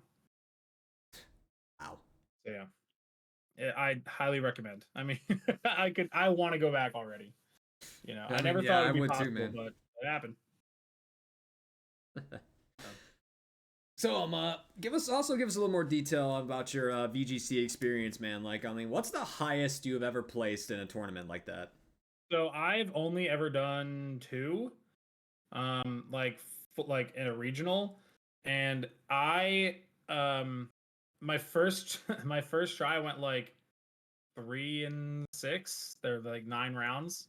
And the next time I went 5 and 4. So it was good. It was like definitely a great feeling having more wins and losses. So but yeah, it's really fun. So it's a long day though. Like if you ever want to do a VGC regional, it is a long day. If you're in a masters, which is like our age group, you do not get a lunch break. Oh, dang. So like you are constantly sitting around waiting for your next match, and there's not a lot of time to eat in between. So, but honestly, it was so much fun. Just like I got paired with some of like the greatest VGC people I've ever known, and got destroyed handily. But it was. Oh wait, hold on. There's a Honedge in Pokemon Community Game. Yeah, I was wondering if you were going to see that. And I just wanted to let you talk before I brought it up. Oh man, I'm sorry. I just yeah, had go to ahead. Go ahead, man. All right. I think that lets me get the title of like Poke Nerd, right? I mean, I feel like. Hey, dude. Anything. If you're a fan of anything related, you are a Poke Nerd.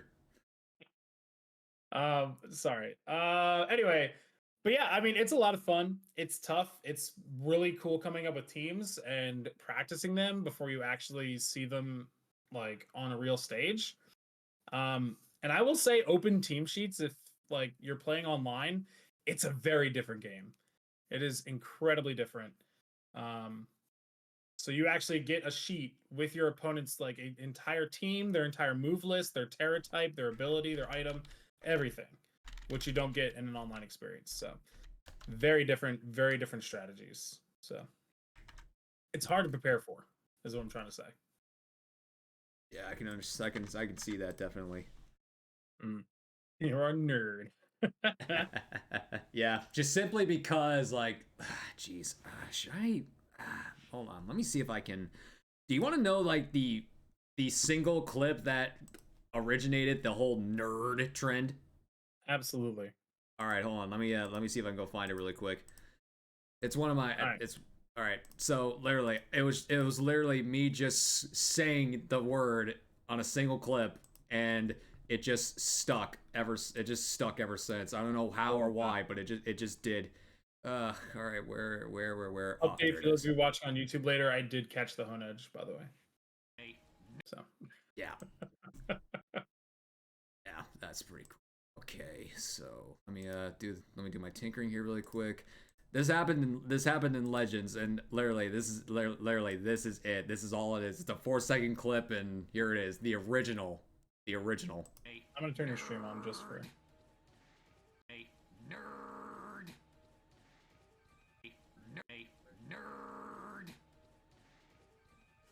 Yeah, that's also why I kind of like emphasize with nerd than just saying nerd outright. Yeah, just running around in PLA and I just randomly say nerd and it just stuck ever since. Do you remember who you were talking to? I don't remember what or who I was talking about. I just remember just just randomly spouting out the word nerd and it just stuck ever since. I love that. Like I don't know how or why it did. It just stuck. That's awesome. Yeah, that was a cool time. Before we get into the Pokemon news, you mind if I run to the restroom really quick? Oh yeah, sure, go ahead. I'll keep everyone happy. Go hydrate, people. Do your thing. Yeah, hydrate check, everybody. Make sure y'all are hydrated and just keep those food levels high. Speaking of that, I might as well do one myself.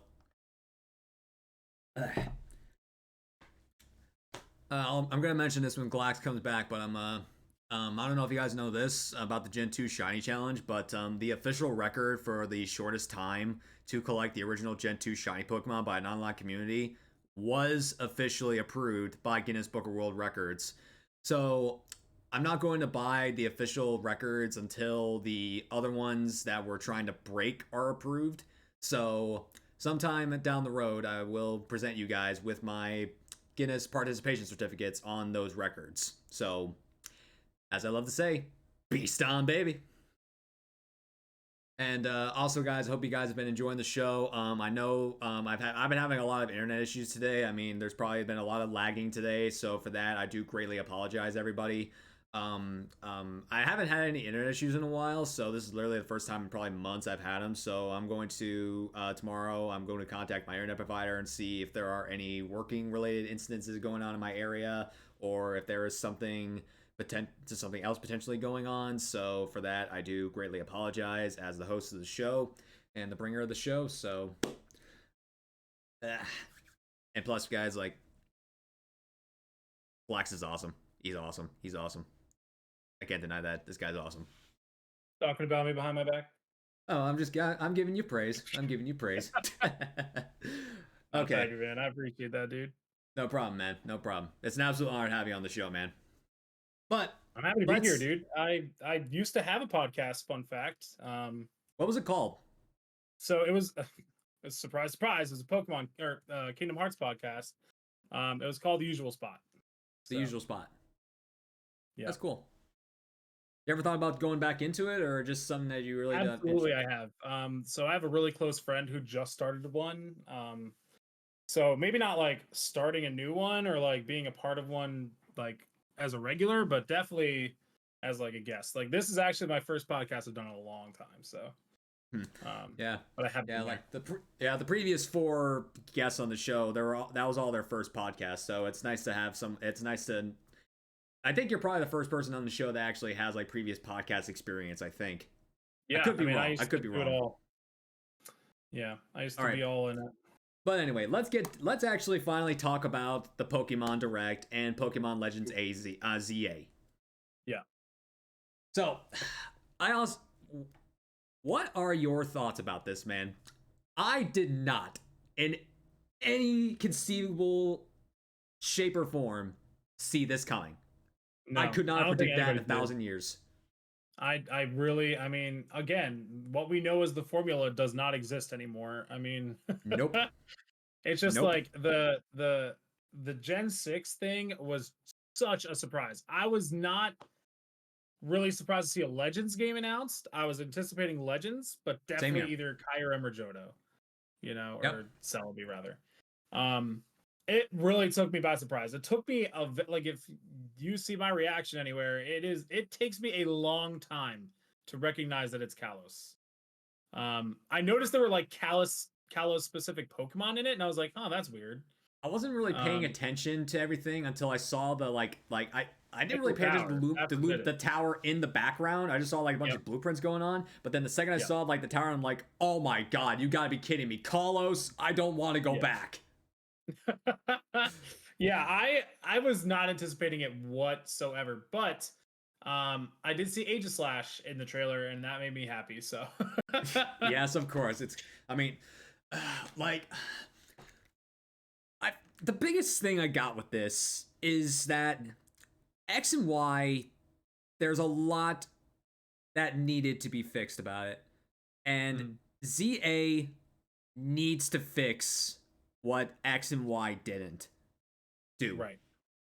My biggest thing is like, okay, this is actually the best thing to happen to X and Y because of how small the Pokedex is. This is an opportunity to add so many cool new Pokemon and forms and evolutions and like all that stuff.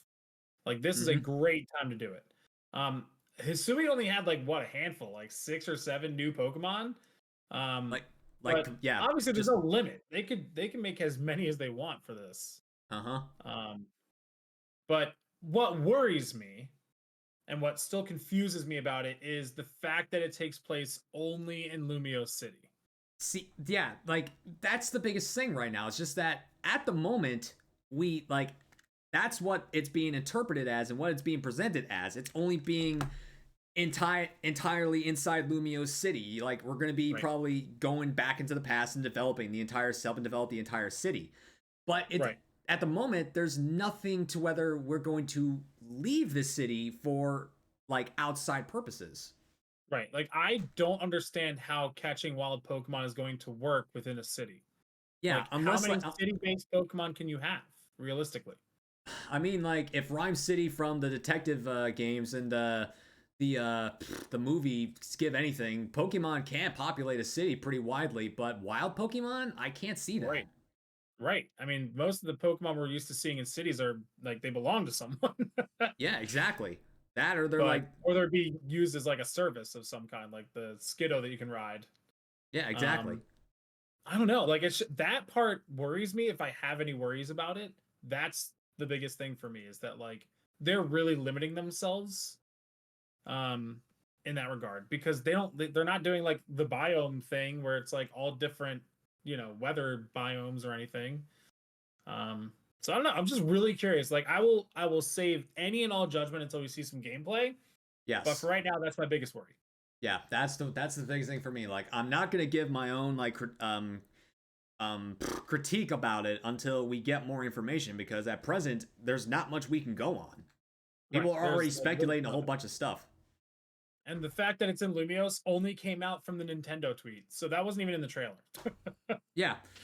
So, we just got a giant blueprint of Lumiose City, and then all of a sudden, Legend ZA. People are like, I mean, obviously, like, there's going to be some sort of AZ involvement because it's just his name backwards. Has to be right. There has to be.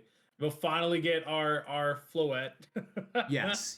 Can we finally get the AZ Floette? Can we finally just get that AZ Floette? And if so, if people, I've already seen fan art of what that thing could have been. What could that thing look like as a Florges? Right. Oh my God. Yes, me too. But again, a lot of people are speculating whether it takes place in the past or the future. Well, a lot of people are. Well, I watched M&J TV's video on this, and because like he makes solid points. The way it's being presented, it looks like a blueprint, which is a design in before a development. So it makes sense that that the game has to take place in the past. Because if it takes place in the future, then what is the whole point in like making it look like we're trying to redesign or like develop the city when it's already developed when we play X and Y? Yeah, I mean that's the thing. I mean, it is called the redevelopment plan, not the development plan. So I feel like I missed that. It is called the redevelopment plan. So my thought is that it does take place in the future. It looked very futuristic. I mean, it looked like it was out of Tron Legacy meets Pokemon. Yes, people are already memeing about that. Yeah, so I'm pretty convinced that this will be a Legends that takes place in the future. Which makes sense to me. You got a solid point. But I think the AZ connection becomes a lot more interesting if it does take place in the future. I mean, he is immortal, so it's not like he's going to be dead by the time. In either direction. Yeah. But actually, speaking of all this, Game Rant actually posted an article earlier today regarding this, and I feel like I should put it on screen here so we can like take a look at it and whatnot. Yeah, let's see it. Yeah, it says like Game Rant. It says Pokemon Legends ZA can atone for Pokemon X and Y's biggest sin. Which is? Well, it kind of goes into detail later. Well, it says it's soon to determine exactly why the gameplay loop of Pokemon Legends Day will be when the video game launches, but it's fair to assume that it will not only feature a good chunk of existing pocket monsters, but also add new ones, or at least new regional forms and Mega Evolutions. With many fans are holding their breath for potential Charizard Z Mega. If that happens, I'm throwing away the game. We don't need another fucking Charizard Mega. We don't. We're getting Charizard Z and Mewtwo Z strapped in. If we get those, I'm just throwing away the game. I don't want another form of Charizard. I don't hate Charizard. It's just that it's like Meowth and Pikachu. They get so much stuff. Yep, I agree. Let's see. Multiple Pokemon. Yeah. Also, this X and Y didn't have a sub trio legendaries like almost every other game has. Yep. So it already listed that because I mean in Gen 1 we got Zapdos, Moltres, Articuno. Gen 3 we got the Sacred Beasts. Gen 2 we got the Sacred Beasts. Gen 3 we got the Regis. Gen 4 we have the Spirits of Being, or whatever the heck you call the Azelf, Uxie. Yeah. Then we have the Swords of Justice and the Genies. Then in Gen 6, we don't have anything. Gen 7, we have the Tapus, Sword and Shield. We actually don't technically have a trio or whatnot. Unless you want to include... Like Calyrex, Spectre, Glastrier? That's literally just what I was about to say. Unless you include that as the trio, then yeah, that counts. But Gen 6 is like the only trio, is like the only reason it doesn't have a subgroup of legendaries. They just recycled Zapdos, Moltres, and Articuno based on your starter in Gen 6. Yeah.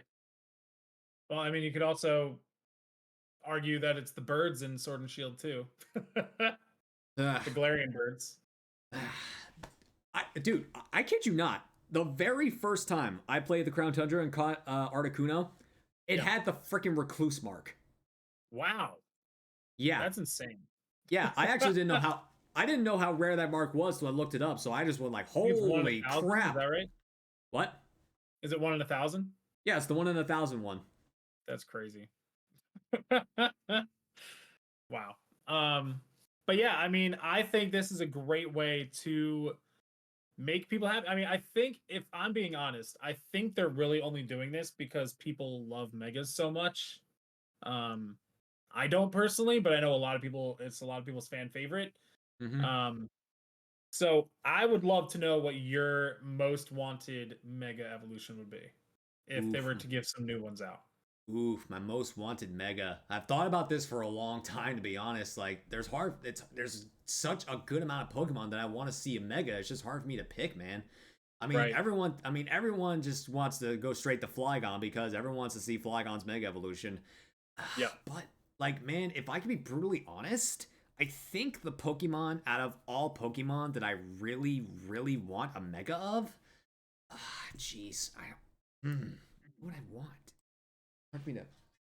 Hey, buddy. Because you can say Obstagoon if you want, you know. I mean, I can't say Obstagoon because I highly doubt it'll be in the region after all. Come here, buddy. Come here. Come here. Oh, we have a guest? Yeah, Dom always loves to interrupt podcasts. Oh, he's allowed. Yeah. Hey, buddy. But yeah, man, like in all honesty, like, jeez. Let's see, out of all the ones... Oof, man. I would definitely pick Aegislash if I had to pick one. I had a feeling you would. Yeah, I mean, it's in the region. It didn't get one. It deserves one. It's the coolest Pokemon in that region by far. I can agree on that. Actually, I kind of can't because of Greninja. Right. But it just makes so much sense. So. Yeah, give it like a trio of swords instead. Give it a trio of swords instead of just the one. Yeah. But yeah, like give me a mega for.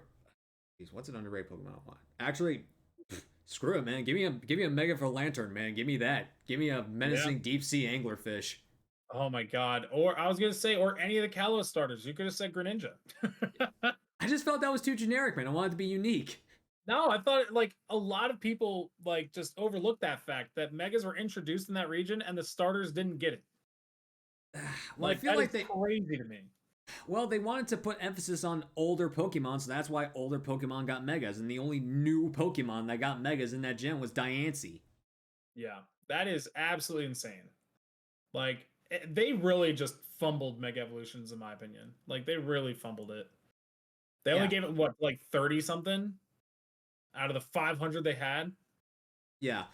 Then Oraz came around. They did give us some new ones, but jeez, they still And didn't. look, they gave it to the starters. Crazy, right? Yeah, they gave it to the starters. Absolutely crazy. They gave it to Rayquaza of all Pokemon, making it completely Yeah. broken.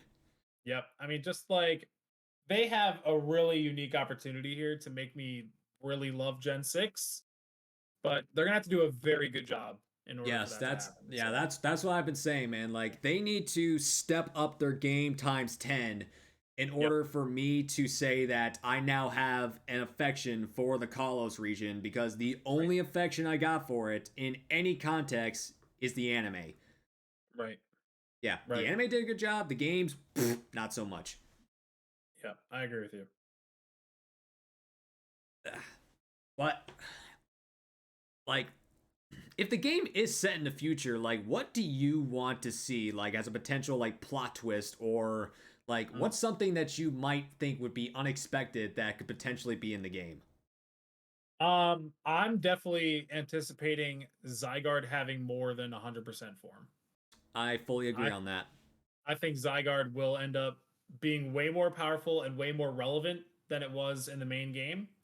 Mhm. Um, I feel like N is going to have a lot of backstory or future story, depending on um, which way it goes. I think N is very closely tied to Kalos. Um, Why'd you say that? I don't know. I just feel like I don't know.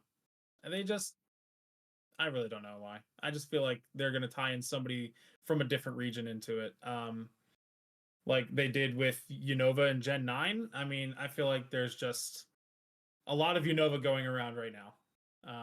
Yeah, like it's getting around that I don't know. time They're, where, they're, like, they're really honing in on Unova. And if they're not going to give it a remake, I feel like there's going to be something within the game that we are getting. So, like Black and White back in the day got so much bad blood because it was technically a soft reboot of the series, right.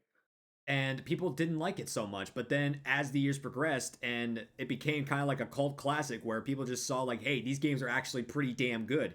Like, Right. why do we need to have them upgraded or changed? Right. I think also my biggest want and desire in this game is to not be a 10-year-old. Yes. I Let's would not love be. to have a beard.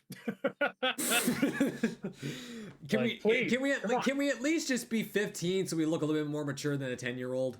Yeah, I'm ready. I'm ready for them to understand that the bulk of their fan base has now grown up and still loves it. But like, Yeah. I mean, you can cater to children as well, but like, kids play games where they're grown adults all the time. Like, Exactly. I don't know. That's just me. Exactly. And look at I mean, that's- Fortnite. There's not a single child in that game, and it is the only game that they will play. So Yeah, I know exactly. I mean, like most of the people that come on to the Pokemon scene these days are all people that are either like like late teens or early 20s, or even right. people that are like were there the second Pokemon released and they're almost turning 30. I mean, come on, man. Yeah, I'm ready for that. That is my biggest want, and that will be my biggest want until we get it. I'm so done with it. Yeah. Yeah, let's finally look like we're aging then immortal like Ash. Or just have a story where it literally doesn't matter, so that you can have the choice. Yeah. Options are always good. Yeah. That's my thought on that. All right. So now, sorry. So now comes the end of the podcast where I like to give the guest a chance to give us a little bit of an inside scoop on any potential plans or projects they have going on. But if someone's on the down low, you don't need to talk about it. But also talk about some future goals you hope to achieve either this year or in the coming years. So what's in the works for Galaxin 13? So I am in a very unique position where, as a teacher, I get summers off. Mm-hmm. So I become like this full-time content creator in the summer. So Yeah. Yeah, I understand that. I have been doing pretty decently. I mean, I'm pretty consistently at 40 to 50 people a stream.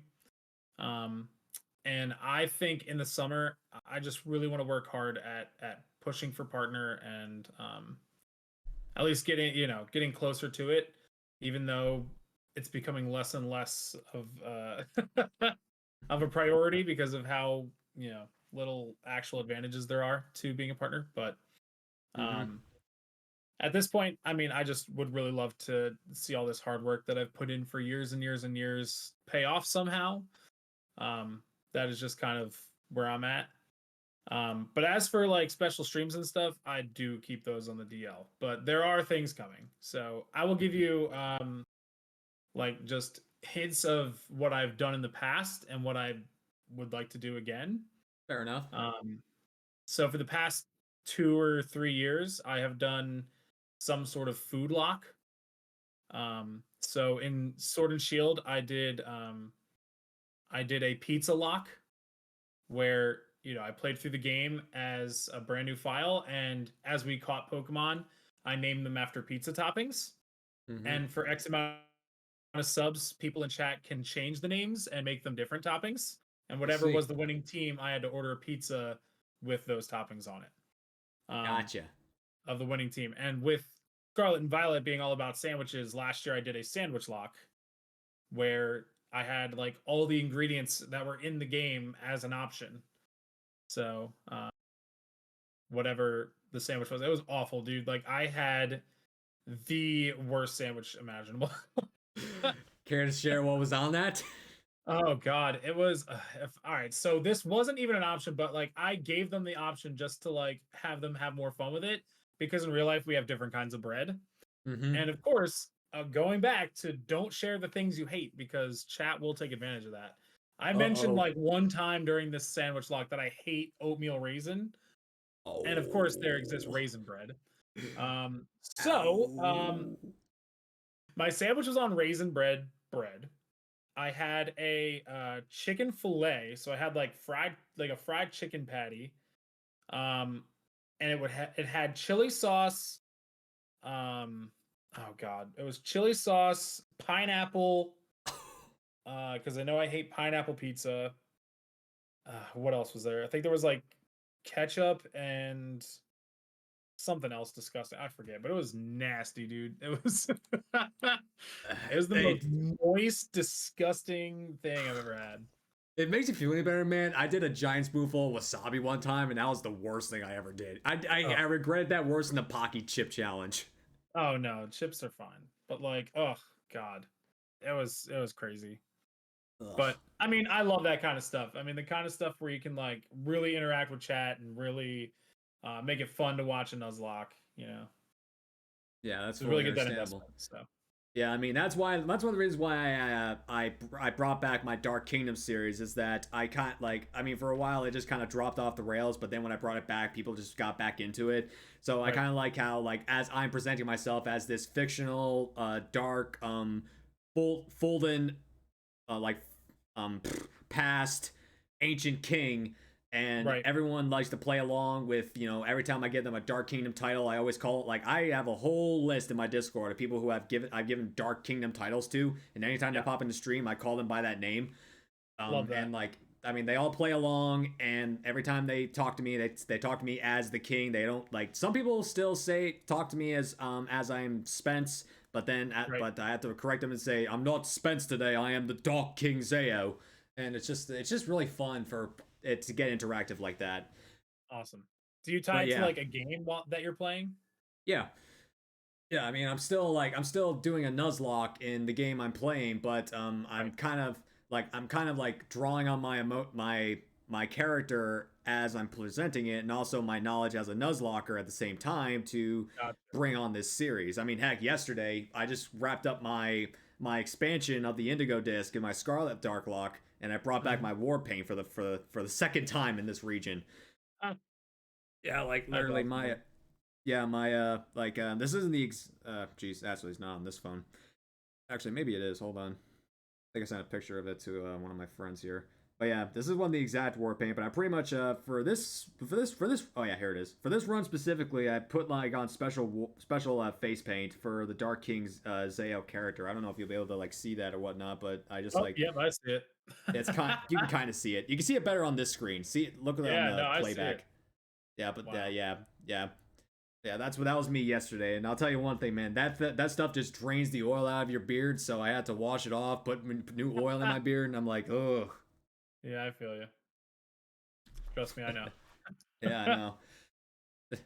But yeah, stuff I got planned. I mean, like I said, I got my 24-hour coming up. I got a Soul Link coming up, and there's nothing really down low at the moment on what I plan on doing. But once the Gen 3 Shiny Challenge rolls around, I'm definitely gonna go back into that, and I do plan to go for Metagross and Salamence. So That's awesome. Yeah, I might want to do that as well. Yeah. I do love Gen 3, and there's a lot of really easy Gen 3 shinies to get. So oh yeah, indeed, especially in SV. But continuing onward with Twitch, I mean, I at the moment I am in no condition to be a partner, but at the same time I have a lot more room to grow.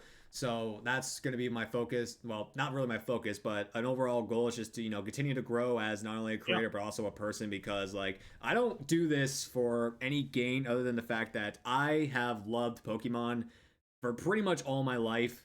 And I just want to share my love of Pokemon with as many people as I possibly can. right on. Heck, I want to start doing randomizers and Nuzlocke because of this, and I finally get a chance to do them, and I'm enjoying every second of it. So it's like That's awesome. I found a purpose here on Twitch, and now I'm here 3 seasons deep into a podcast series, which I do plan to go as far as I could possibly can, because for as many podcasts. For as many nerds there are in the world, there is one me. So I plan to interview as many as I can. That's awesome. I love that for you, man. And I'm here to support you in any way I can. Hey, I appreciate that, Glax. Just being on the show is enough for support, man. So I do appreciate that. Of course, dude. So yeah, guys. Again, if you guys are not following Glaxon13, please drop him a follow. Exclamation point guest in the chat. He is one of the coolest creators I have met on this platform. So please drop him a follow. But again, Glax, just thank you so much for taking the time out of your weekend to come by and sit with us and let me pick your brain on what makes you the Poke nerd that you are. Of course. I love talking about it. So any excuse, I'll gladly take it. All right. No, thank you so much for inviting me, man. It means a lot to me that, I've seen a lot of the guests that you've had on before. Great company to be in. So, I really do thank you for thinking of me and inviting me on. Hey, again, it's my honor to have you on the show. But before we leave, the rule is the guest picks the raid. So who's getting the podcast raid today? I'm actually probably gonna hop into Cross and Casey's stream, who's playing Elden Ring right now. So we're gonna do if you need it, it's Cross and Casey. Put her name in the chat and I'll copy and paste. There it is. He's a good friend of mine. He is a fantastic video editor. But he also does Pokemon, Animal Crossing, as you might have guessed from Crossing Casey. Yeah. But right now he's deep into Elden Ring. He's getting ready for the DLC, so that's where I'm headed. All right, we can raid him, no problem. Awesome. All right, so let's get the raid commands going in the chat. We got exclamation. If you are subbed to the Poke Network, you can use exclamation point nerd. Wait, hold on. Exclamation point nerds. If you're subbed to me, you can use this raid message. If you are not subbed to me, you can use this raid message. And there we go. Both are good. Excellent. All right, so Glax, how do you normally kick off a stream? What's your outro look like? I usually tell people to stay happy, stay hydrated, and stay healthy. Yeah, that's it. Yeah. I say stay safe, stay strong, stay tuned for Pokemon exclusive content, and as always, this has been the Top Goon, your man Spence, Beast out, and I'll see you in the raid. Y'all have a great night, you nerds. But in honor of the true Turbo, I say this with every podcast: stay safe, stay rocking, stay true to yourself. I'm gonna see you guys in about 3 weeks with another guest for the show, and from all of us here at Poke Nerds Inc., we thank you for viewing, and we'll see you next time. So take care, everybody. Adios. Peace.